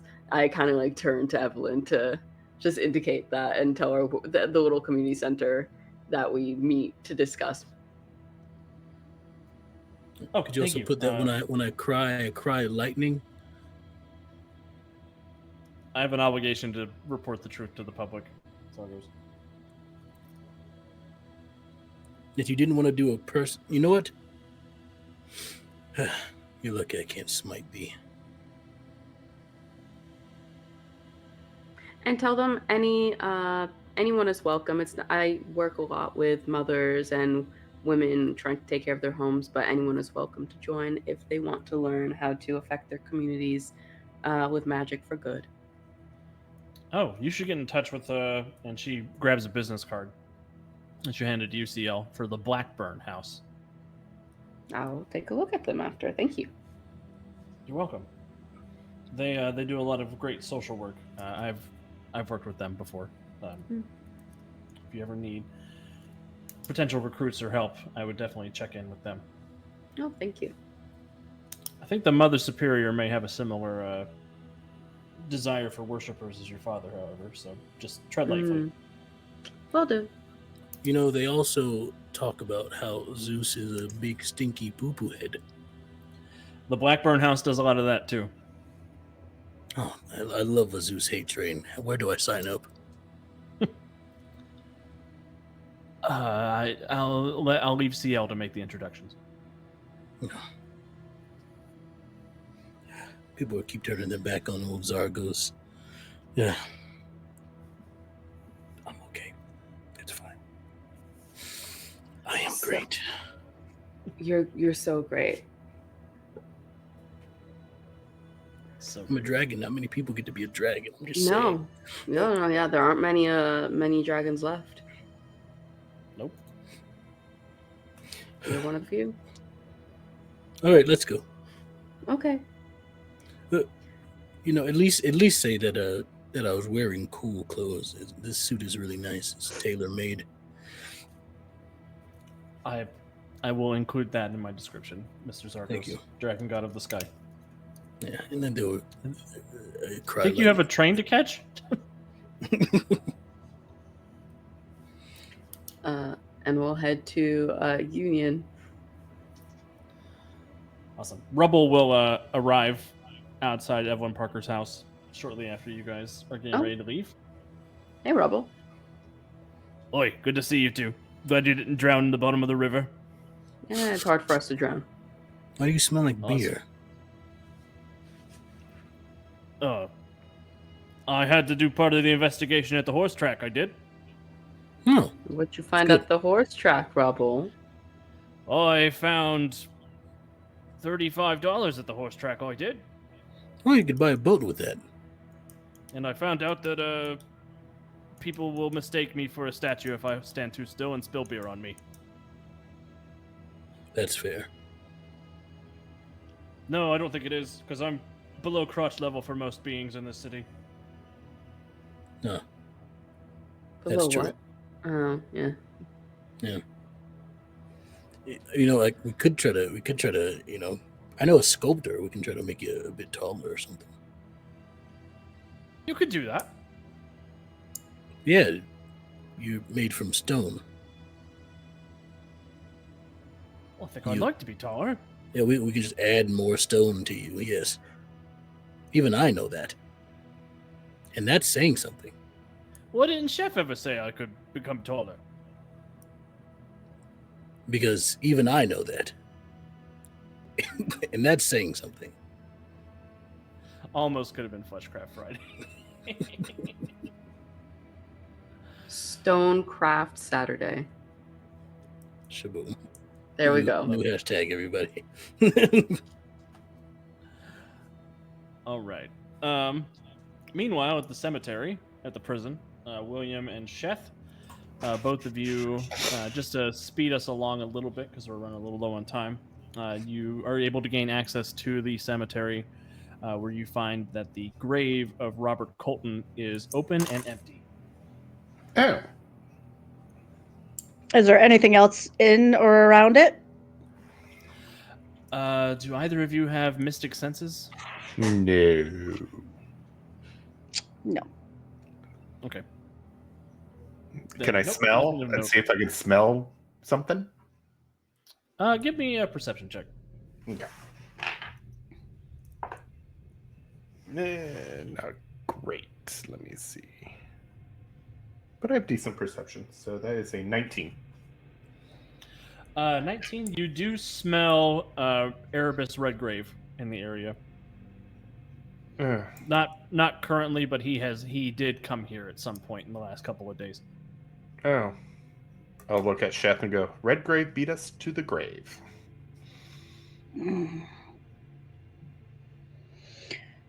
I don't like coming in second. Agree. Is there anything on the grave or inside at all? Like any items or... No, it is recently exhumed. The sarcophagus is missing. The body is just gone. Okay. Anything written on the gravestone? It says Robert Colton, loving husband and father. No. And a murderer! No. Okay. Oh, where did he take him? I think we now have to go catch a train. Hopefully Rebel made it in time. I'm sure he had some stop he did along the way. Listen, he doesn't like to talk about it. He doesn't think I know about it. What? Is he going to therapy? No, he's going to the track. Great. Okay, we won't see him the rest of the night. Nah, he didn't have that much money with him. It's true. All right. Shall we go to the station? Hop back on, let's go. Off we go. Off you go. And through the power of superhero convenience, you will all arrive at Union Depot at the same time. Fun. Look at that. And so there I was, barbecue sauce on my wings. And, oh, hey. Hi. So you got my message? Did Rebel actually show up? Yes. Ta-da! I kind of point to Rubble next to us. Oh! He waves Oh. his hands. He's very excited. By the way, Sheth, we were talking about getting a stonemason to enhance the height of rubble. What do you mean? I would Getting like to be stonemason. taller, I would. Yes, Well, I'm we at the same height as most fire hydrants in this city, and you imagine that leads to a lot of the same kind of problems. Maybe there's some good things because you're that height. People do tend to overlook you, I don't like that at all. but you're sneaky. But I'm a fully realized person with hopes and dreams, and I don't want to be overlooked. None of you gets to be Wait. overlooked. But I thought you don't like making decisions, though. Yeah, what's going on here? Two things can be true. I don't want to make decisions, but I don't want to be so little all the time. I think I'd be more helpful Okay, if I that's was bigger. fair. I mean, I didn't know that was a thing we could do. Yes, being large is nice. Look at me. I'm 6'10". I guess I'll have to find somebody else to ride on my shoulder, I guess. Now, hold on. Now, wait a minute. I do like that. Yeah, you can't ride on anybody if you are too large. That's the downside of being as large as us large fellas. And I'll elbow Rubble. Yep, we're gonna get you those legs. Don't you worry. But Ciel's tall, and she got to do a piggyback ride. Yes, but She's- But I'm not made of stone. I weigh less. Yeah, I mean, I could carry. there's also like wind and stuff, so you know. I'm actually pretty light. Yeah. A Weighs as much as a stone child does. could possibly pick me up, you know? Oh. Okay, not that I want to disrupt this family time here. But the mortal will say we are on a time constraint. Oh, yes. Oh, Yeah, look what we found. We found some stuff. yeah, we It came does in turn second. out. It does turn out I did not need money for tickets, so here's $1.50 back minus the cab fare. He gives the Sheth. Who gave him $2? Sheth? Me. No. William. He'll give William Yeah. $1.50 for minus the taxi fare. Wait a minute. She gave you the taxi fare. Oh, but that's all the money I got. Mm-hmm. We will have to talk about your track. I don't have a track. I've got legs. You know what I'm talking about. We'll talk about that later, though. Anyways, I got a ticket, so apparently I'm expected to be on this train. I don't need Yeah. no stinking ticket. Here's your ticket. See, you're going to be on it with us. I don't need a ticket. I can just go on it. That's what Well, I'm saying. That is true. We are deities, so it works this way. Hmm. Well, I'm a deity. Unless it's a And- ghost train and you need special permission to get on. Or Well, you then, just fall deity, through. don't forget your train ticket. Here you go. Thank you. What does it say on my ticket? It says Megaesheth. Who got me a ticket? The ghost. Friendly? Probably not. He's been targeting people to get on this train that will likely derail. And I couldn't punch it. Oh, wait, no, it's not the same person, is it? Nope. I still can't punch ghosts, though. No. I don't think so. Oh, I haven't and tried it in a while. also to let you know, the doctor that was overseeing poor Mr. Frump Mhm. was Redgrave. Oh. And Frump- Redgrave stole a body. Yeah, the body of Before the we could signalman. steal a body. How dare. Yeah. I know. Oh, this Redgrave person was also the train we investigated. He did say he saw you. Hmm. Oh, that's weird. It Yeah. really was. All right, Well, I let's get don't on this under- train. What I don't understand is who's got a watch? Everybody keeps talking about a watch. The signalman, because they have to time the train coming in. So where's the watch? Shouldn't we Probably- be finding that? Probably Well- with the signalman? Yeah, And Which they're is on the also train? this ghost person. probably. Or the train will I take us to followed. him. All right. Oh, and just to let you guys know, an interesting thing. Mr. Frump saw all of us on the train during his accident. Aha!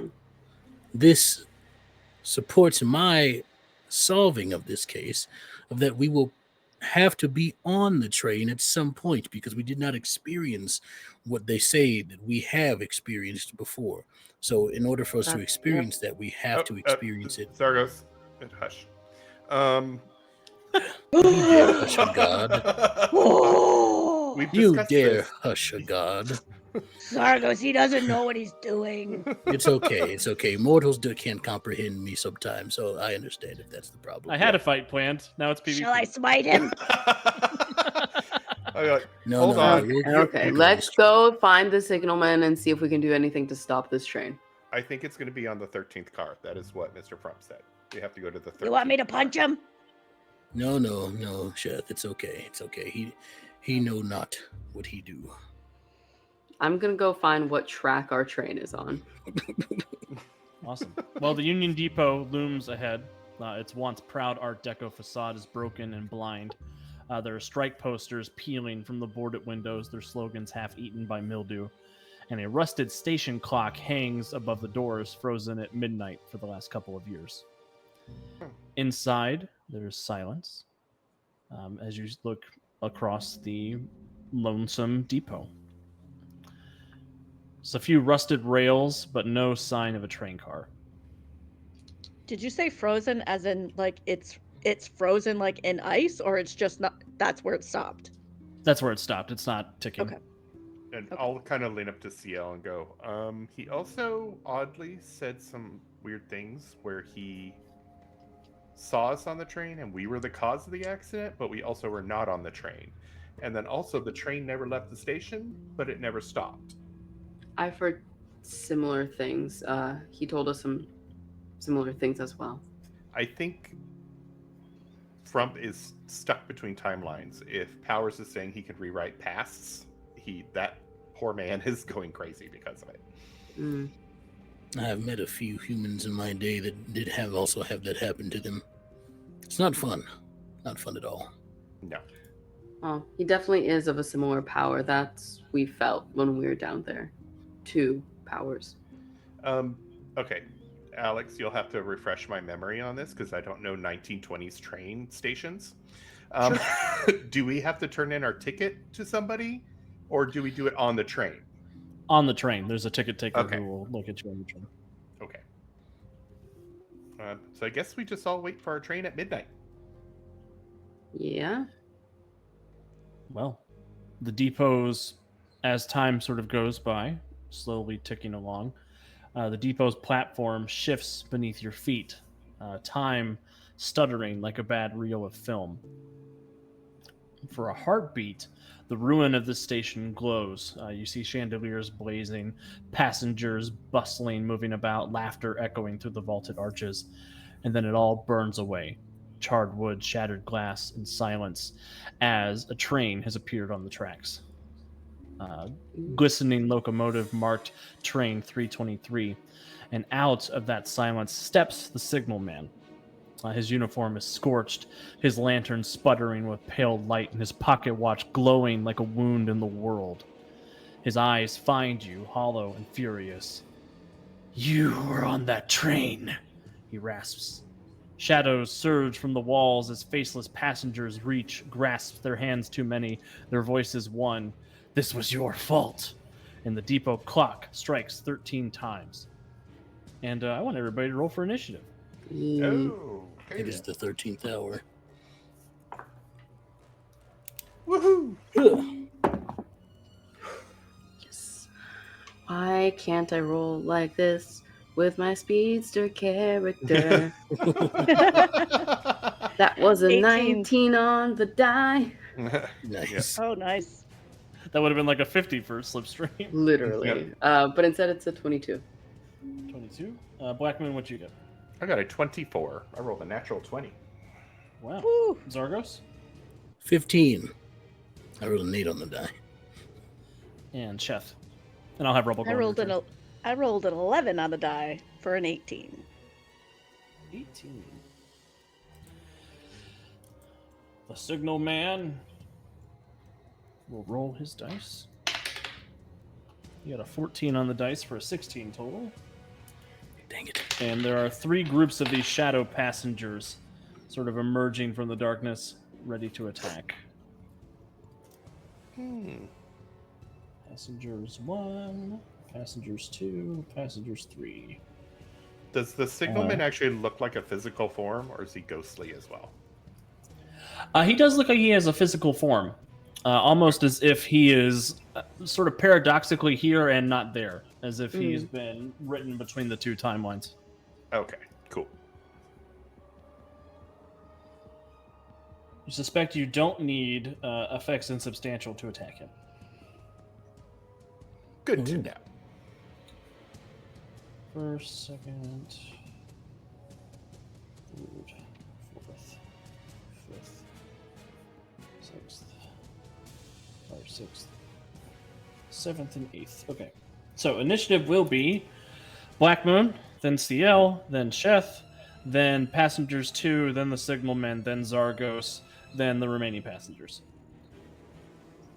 And can you describe what we see and where everybody is positioned? Yeah, so you're on a train station. There is a platform that leads from one end of the depot to the other end.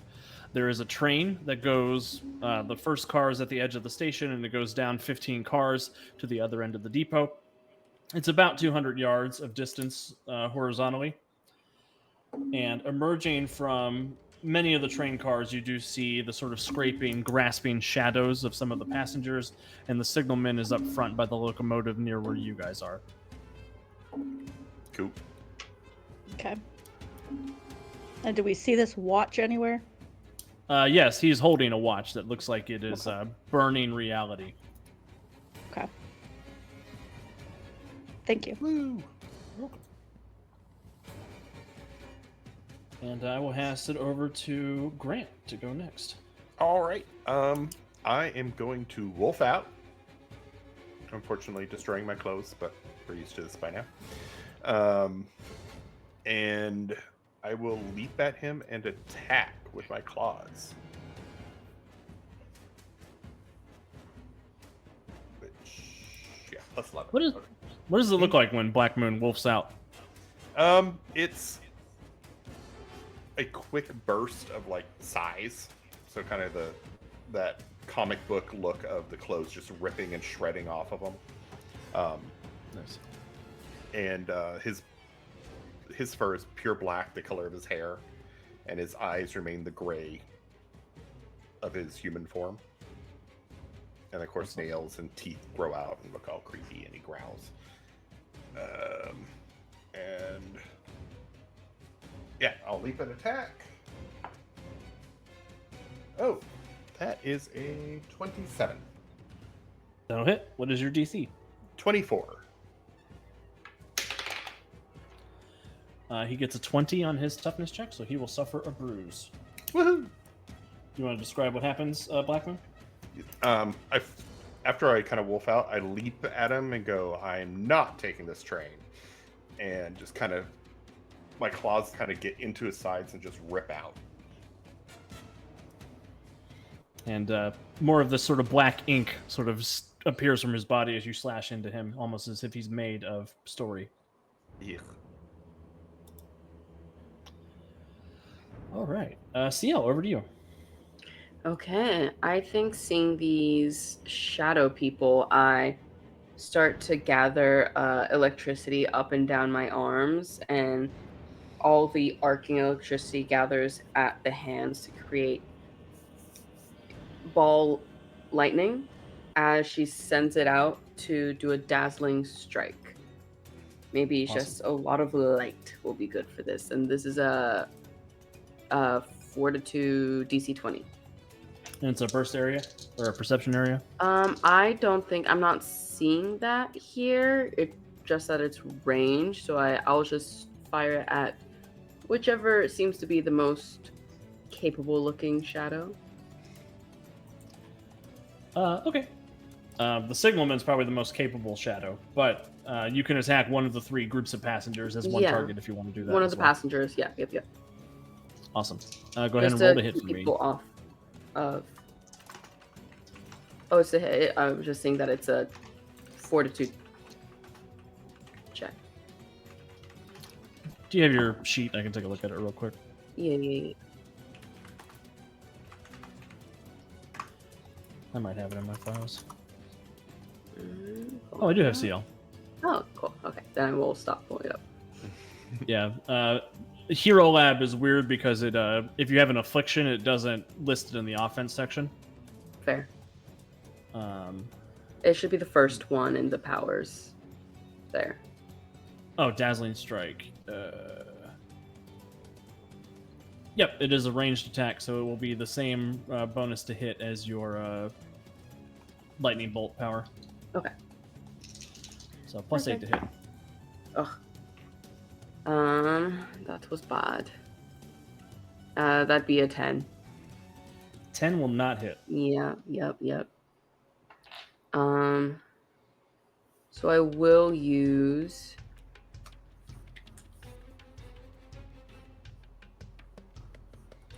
I think I will use extraordinary effort using a hero point to avoid getting too tired. In order to try and send out lightning bolts both ways as 2 extra actions. I believe that was wrong. That is how that works, yeah. Cool.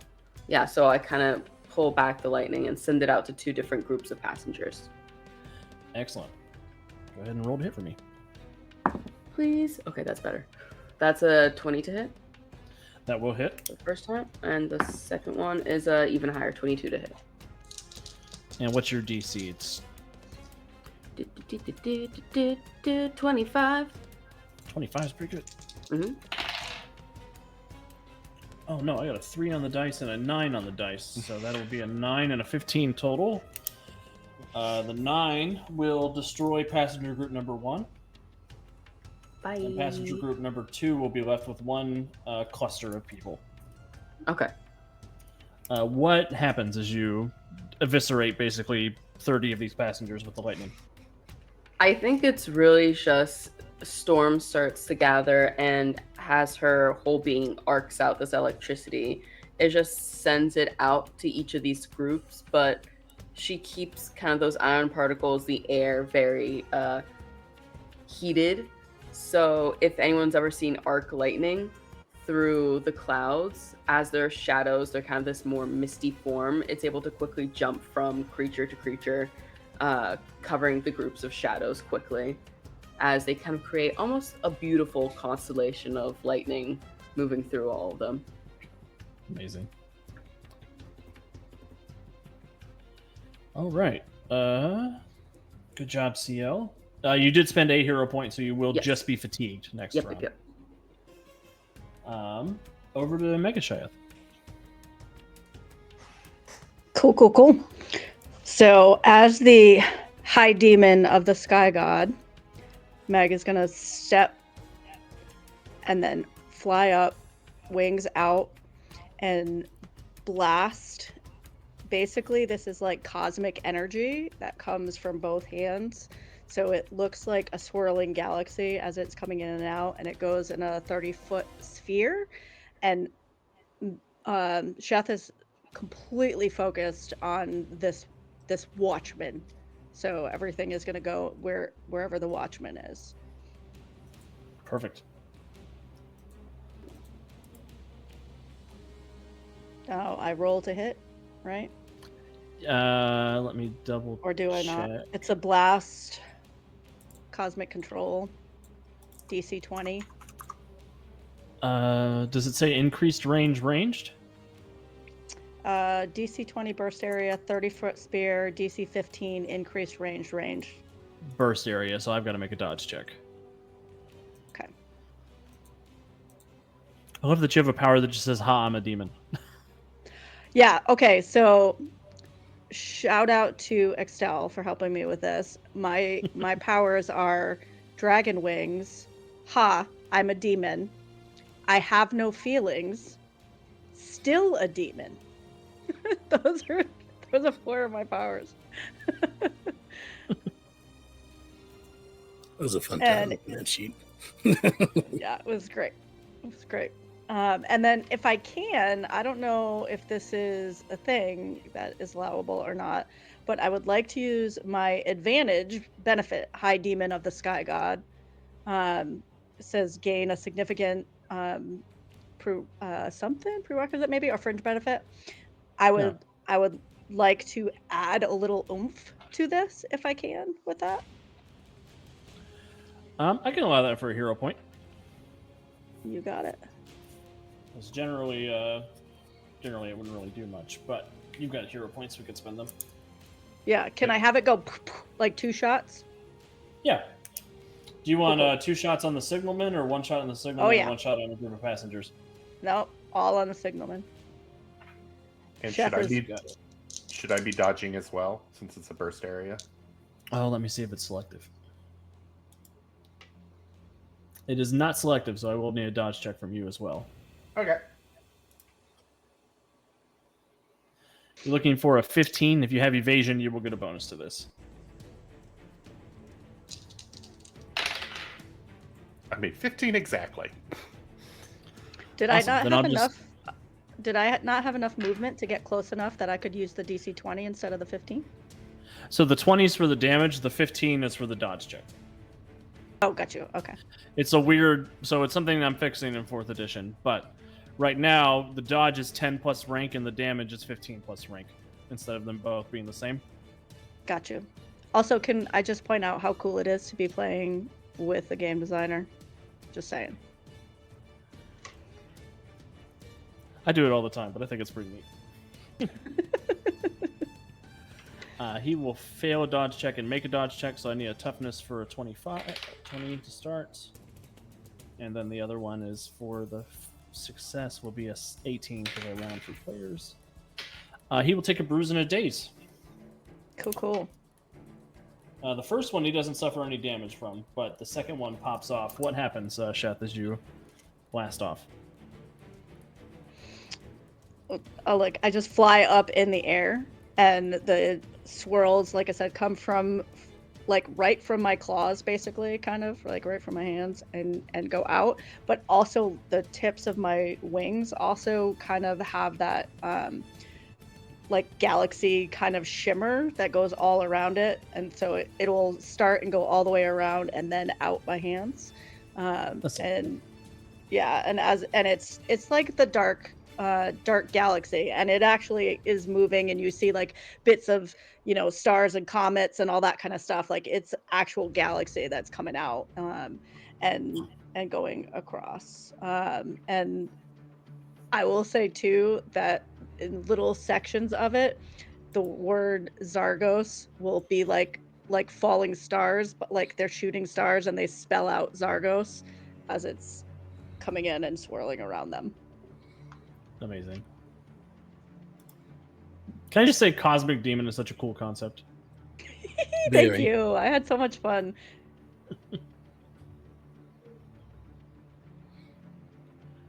All right. After Sheth is Rubble. What do you want Rubble to do? Oh, Rebel's just gonna go swing away. Swing away, Daryl. Here I come. I'm gonna get you. It's kind of terrifying. I think a gargoyle will be like, I'm gonna get you. Do you want to go ahead and roll for Rubble, Shannon? He gets a +8 to hit. I rolled a nat 1. Oh, I'm gonna get Poor- yours. And he goes Poor Rubble. skidding across the depot floor and falls into the gap underneath the train. You'll get him next time. Oh, I got him! I got him! Did you see? Was so good. Why is it so dark down here all of a sudden? All right, Poor- the poor passengers Rubble. that got struck by lightning are going to run over and try to get a hold of Ciel. Ciel, a 12 doesn't hit your dodge, does it? No. I didn't think so. So they almost stretch across the depot floor as if it's a shadow lengthening at sunset. They appear around you, and the shadows sort of swirl and mist trying to get a hold of you, but you're able to easily get out of the way. The Signalman looks at all of the immortals here and realizes that his powers are not well designed for this fight. I'm going to age all of you. Watch. Oh. It's only a problem for Blackmoon. And Blackmoon is in his face, so he holds up the watch, and Blackmoon, it's almost like gravity has shifted as the watch is held aloft, and you feel yourself being pulled towards it. He does get a 26 to hit your parry DC. Grant, that's your parry plus 10. Oh, you're muted. Sorry, I muted myself so you didn't hear my typing. 21 is my... Awesome. So I will need a fortitude check then. Oh, man. And you're looking for a 20. I believe in you. Yeah, I got a 29. Okay. You feel part of your essence pulled into the watch, but not enough to cause any lasting harm. I'll And just you growl hear the back at him. ticking. You hear the ticking of the watch as it's winding along your energy. Rude. And his days will drop off at the end of his turn, and we will go over to the ever mighty Zargos. Finally, my wings spread as I give an almighty dragon stretch. And I say, thanks, Rubble. You opened up a path for me. And I will, clearly lying to try to make him feel better. And I will take off into the sky with my my wings, but I don't like fly away. The idea is I'm doing it like a zip zappy through the space, leading up to a punch to the main shadow guy's face, whose name I forgot. The Signalman. There we go. It's the name of the adventure.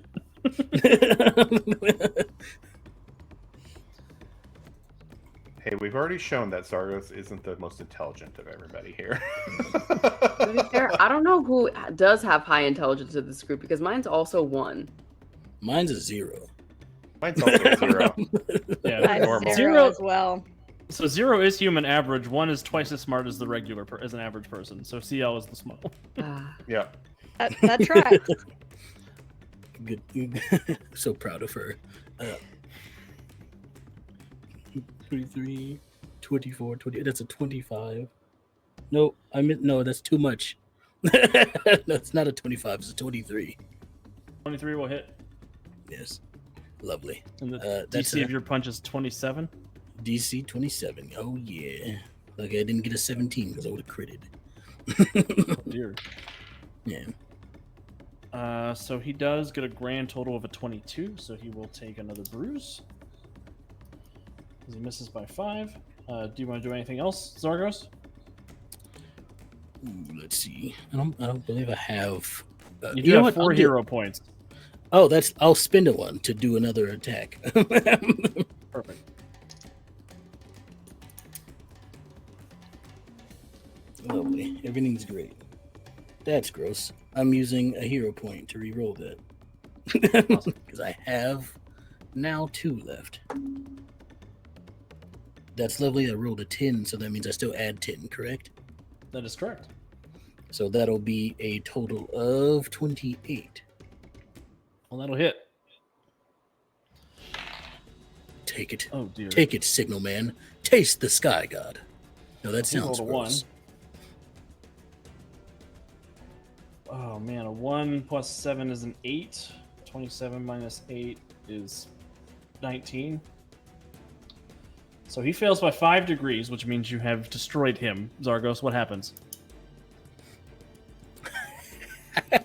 Peak cinema. So, so what happens here is Zargos. Okay, we're gonna start from the top because I have to be flashy about this.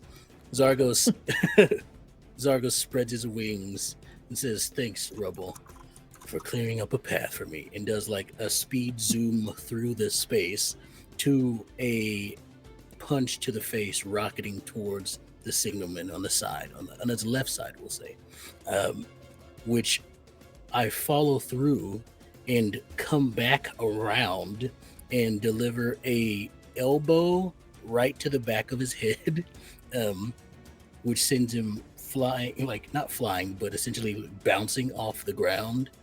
And I do the rapid. I saw this in a show too. He starts doing the rapid punches, and he's going, "They also did this, ora, ora, ora."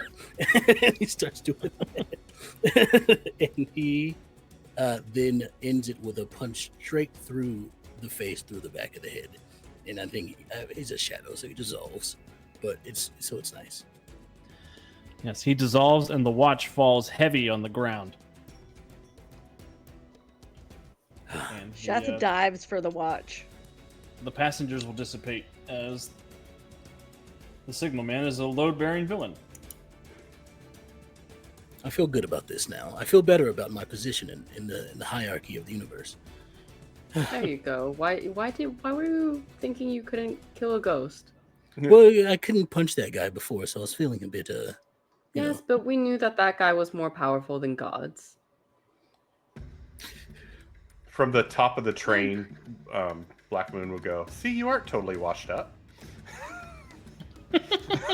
Remove What the about now? totally. Can I punch Wait him a now? second. Yes, you can. Remove I the just go. totally. I just go. I fly right up. It was a compliment. An exciting bit of cinema, the rails scream on the train as they catch fire and sparks race as the train rumbles forward with Blackmoon on top. Is that a good thing or a bad thing? Hey, Blackmoon, are you good at balancing? Maybe you start want to pray flying. to a god or something, to help you out. I'll just leap off. I have 19-foot leap, so I'm not worried. Oh, you're good. I'll do one of the fancy ones where if there's a tree nearby, my claws rip into it and I like barber pole it down. Awesome. Yeah, the Phantom train is tearing through reality like a knife through paper, heading in the direction of the city. This is Okay, what so it's we not should supposed still to get be. on. I'm gonna fly to catch up to the train. I will also. Do I still have the watch in my hand? Did you let me pick that up? You do. You just have the watch in your hand. All right. Can I try to smash it? Yeah, for sure. I just want to crunch it in my hand. Go ahead and give me an athletics check to try to crunch it. Were we supposed to bring that Or- back, Mr. Powers? Were we? Yeah, I don't know. For a back, but it's too late. Listen, It's been said. Chef likes to do things themselves. we were busy what- kicking Christopher Columbus. We weren't listening. Yeah. 27. 27. You crunch the watch into dust, and the train disappears. Whoa. That's all we had to do. Well, you may like click the top, to stop it. Watch. Oh. This is more dramatic. I'm not sure, actually. To be honest, it seems like it's a pretty important piece of reality, so you might have done something with consequences beyond even my understanding. Yeah, should probably powers go- I might- mean, can't you just go back in time and fix it? I think powers might. that lets things go back in time, to be honest. Sheth just looks really sad for a second, and like just looking at their hand. I'll come up to Sheth and go, "It's okay. You did what you thought you needed to, and the train's gone." That's true. I couldn't be more proud of you. If the universe ends because of this, then, so what? You did great. Thanks. You might have. Don't worry, to Shatter take the it up- Watch is one of the endings I've written for, so don't worry. Oh, great. that sounds worrying for some reason. I'm You've just not here broken to the break universe. it. If the world does end from this, though, Poppy might be angry. True. Poppy No, won't Poppy's exist gonna anymore. say she did it. Yeah, we can say it's something Poppy did to make her feel better, too. Well, I don't know if Poppy's maybe- doing this to get credit for destroying the world. I think it's more for the love of the game. That's true. Well, maybe we can make a new world after this one ends. Oh, that's cool. I could be that guy. People talk about. Ooh, Yeah. Makes that's a sense. great idea. Yes. Well, do you all head back to Club Tartarus with the remains of the watch, or are you guys just heading Yeah. home? Yeah, I'm like just Uh, holding it in my hand. yeah. Like I'm just. We'll go back to let him know what happened, essentially. He will, with little fanfare, you guys are brought into Club Tartarus. It's well past closing time at this point, so it's pretty much just the goldfish and the half-giant bartender, Mr. Powers, waiting for you. And he'll take the watch, look at all of you with a sort of bemused look on his face. He listens to your account of the story without an interruption. His face is unreadable as the club itself. And at last, he exhales slow and deliberately. The story's end is written, but not fixed. That is the only difference between Redgrave and I. He writes to control, I let the tale unfold. And now, I see that you can write too. And away, the whistle fades, the whales grow cold, and the phantom train is gone, shattered in fire. The depot lies empty once more, nothing left but coal dust on your boots and the ache of a story carried in your bones. Titan City breathes, but uneasily. Its skyline gleams as it did yesterday, but its reflection in the river is wrong. Longer, darker, as though something waits beneath the surface. Survivors blink and swear they remember nothing. Others wake screaming of things they never lived. The city goes on as cities do, but the truth is this. Something has changed. Perhaps only you will ever know it. And the music swells. Flappers and soldiers, poets and thieves spin across the marble floor, time folding itself neatly again, until a dark page turns. As the night closes, the question remains, pressed sharp into your mind. Was this your story to tell, or has Redgrave only just begun his draft? And that is where we will end the Signalman's Watch, my players. Yay! So good. Mm-hmm. I see this as an absolute win. Absolutely. We did. We get to build a new world, right? That's what I heard. Yeah. Sounds right to A me. whole new one. A A dazzling whole place new- I never knew.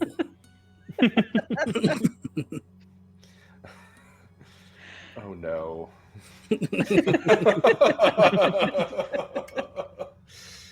I think I'd be used to this by now. One would think. Thanks for the hydrate check. Yep. And Yes, the Thank you for the hydrate. Thank you. Oh, that was I just cracked my back. Also, I think C. Sanders might be a time traveler because they mentioned taking tickets on the last 1913 train they got on. I see. Listen, Yeah. listen. We don't talk about Maybe. it. But yeah, I'll just say my piece. Thank you to my players. Thank you to Don't Kill My Character for having me on. It's always a delight. I love the Pride of Monsters. Everybody here is a delight to play with, and is a great joy anytime I get the chance to come on and hang out with you guys. As for me, you can find me usually over on the Untold Stories Project, where I am the GM on Wednesday nights for our show Guardians of Haven. And you can find me on Mondays for Mutants and Masterminds Monday, every Monday over on Green Running Publishing, where we talk about a Mutants and Masterminds topic every week. So that's at 6 p.m. Eastern. So that's me. I'll give it to whoever knows how to do a Don't Kill My Character outro, and then we'll get out of here. First, before we do that, we are going to do the drawing for the giveaway. Oh, yes. It's for the Supernatural Handbook. So let me draw it. Yeah! Yay! Sanders! Yeah. We Comes in with full train law and lore and wins. Right. We'll DM you the information, and probably come from Kate, not me. But yeah, we'll get you the information, and you can play along with the supernatural stuff. And I guess since I'm talking, I'll be the next person. My name's Grant. I played William tonight, aka Blackmoon, the jazz singing werewolf, and the only mortal amongst everybody, and the crazy. And yeah, just feel, if you want to chat me up, I'm a huge nerd and geek, so yeah, chat me up if you ever want to talk about anything nerdy or whatnot. Normally I play Revenant on Superhero Shenanigans. Come watch us on that too. I won't be in there for a little bit. If you want to know why, check out the last episode. Next, I will give it to Extell. Oh, I'll go last. Oh, that's true, because you do the Yeah. outro stuff, huh? Yeah. So, Shannon. Hey, that's me. I am Shannon. I am Imagineif all over the internet, or Imagineif Media, also on Twitch and the things. And I played Megaesheth. I can't even say my own name at the end of the night. And you can also find me playing right here on Don't Kill My Character, on Raven, on Superhero Shenanigans, and Cassandra on Sanguine Scourge. The words are coming hard now. And yeah, right. And my bio's in there. You can find out all the cool stuff that I'm doing. I'm also going to be on Roll D5 in November. Excited to be back over there doing some stuff. And yeah, let's check out what we got going on. And I guess I'm going to throw it over to Nat because, Extell has to go last. Mm-hmm. Well, I've been Natasha. I've played the lovely Ciel, my favorite little tempestuous storm spirit. You can find me everywhere on the internet at Natasha B Cosplays. Follow me, especially on TikTok. That's where I post the most. So if you want some like cosplay nerd content, feel free to follow me on there. Otherwise, you can find me here next week at both Sanguine Scourge tables Thursday at 7:30 p.m. Eastern as the Camarilla storyteller, and under the wonderful storytelling on Friday of Extell over in the other corner. I don't know how we're arranged on the screen. Okay, thank you. As the Anarch table, as Tara. And then eventually I will also circulate back onto Superhero Shenanigans. So I believe I will pass it on to Extell now. Hello, I'm Extell. First I'll talk about me, then I'll talk about the channel stuff. So hello, I'm Extell. You can find me at Extra the King on all the socials. I'm about to name a lot of the stuff in a minute that I'm in, so I'll just name one of them for tomorrow, which is on Tales from the Table Studios. You can find me on Sundered Skies at 10 a.m. Pacific. It'll be a good time where they have to deal with stuff. So, the sky's falling apart, literally, and they have to deal with that. So that's fun. And then you can catch me on Monday on Tales from the Table Studios, also where me and Lion are going to be playing through Baldur's Gate 3. We have not talked about anything about what we're going to play. We've not talked about what we're going to do at all, but we both are probably going to be playing Paladins, so because that's who we are. No. So, Amazing. Paladin Warlocks is a vibe. Anyway, but that's I'll stop there for me. I'll also start playing, but you can find me on there, running games, vampire, and all that stuff. And now I'll move on to Don't Kill My Character stuff. So I'm standing in for the wonderful producer queen Kate the Great Cosplays, and I will let you know what's coming up on the channel. So this week we have upcoming on, I believe, Wednesday. It's the first thing that we're doing here. Wednesday Superhero Shenanigans is back. It's going to be a fun time. We're going to have to deal with the I guess the things that happened after. I'm not entirely sure, but I'm assuming we're going to deal with the things that happened after the last one, which if you watched it, you would know. So if you haven't, check it out because it is wild. And then on Thursday, as said before, the wonderful storyteller Natasha is back. Oh, that is Superhero Shenanigans is at 7:30 p.m. Eastern. Same thing with Sandwich Scourge, both episodes on Thursday. The wonderful storyteller Natasha, who you see down here from me. No, down here from me, I think. So you'll see Natasha storytelling for the Camarilla Coterie, who are now showing up at Cameron's Sire's house, I believe, to reconvene and talk about stuff that went down. That's going to be a fun time. And then you can come back on Friday, same time, 7:30 p.m. Eastern, for the Anarch table, in which I storytell for that, as said before. And yeah, they will have to finish their fight with an elder, so it's a good time. We're going to see who survives. Anyway, wonderful times. And I believe that is all I have for the time being. So thank you all for coming.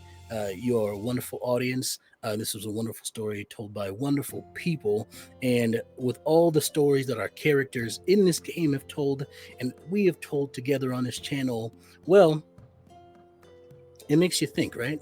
Makes you wonder. Yeah. Makes you remember that there are always more stories to tell.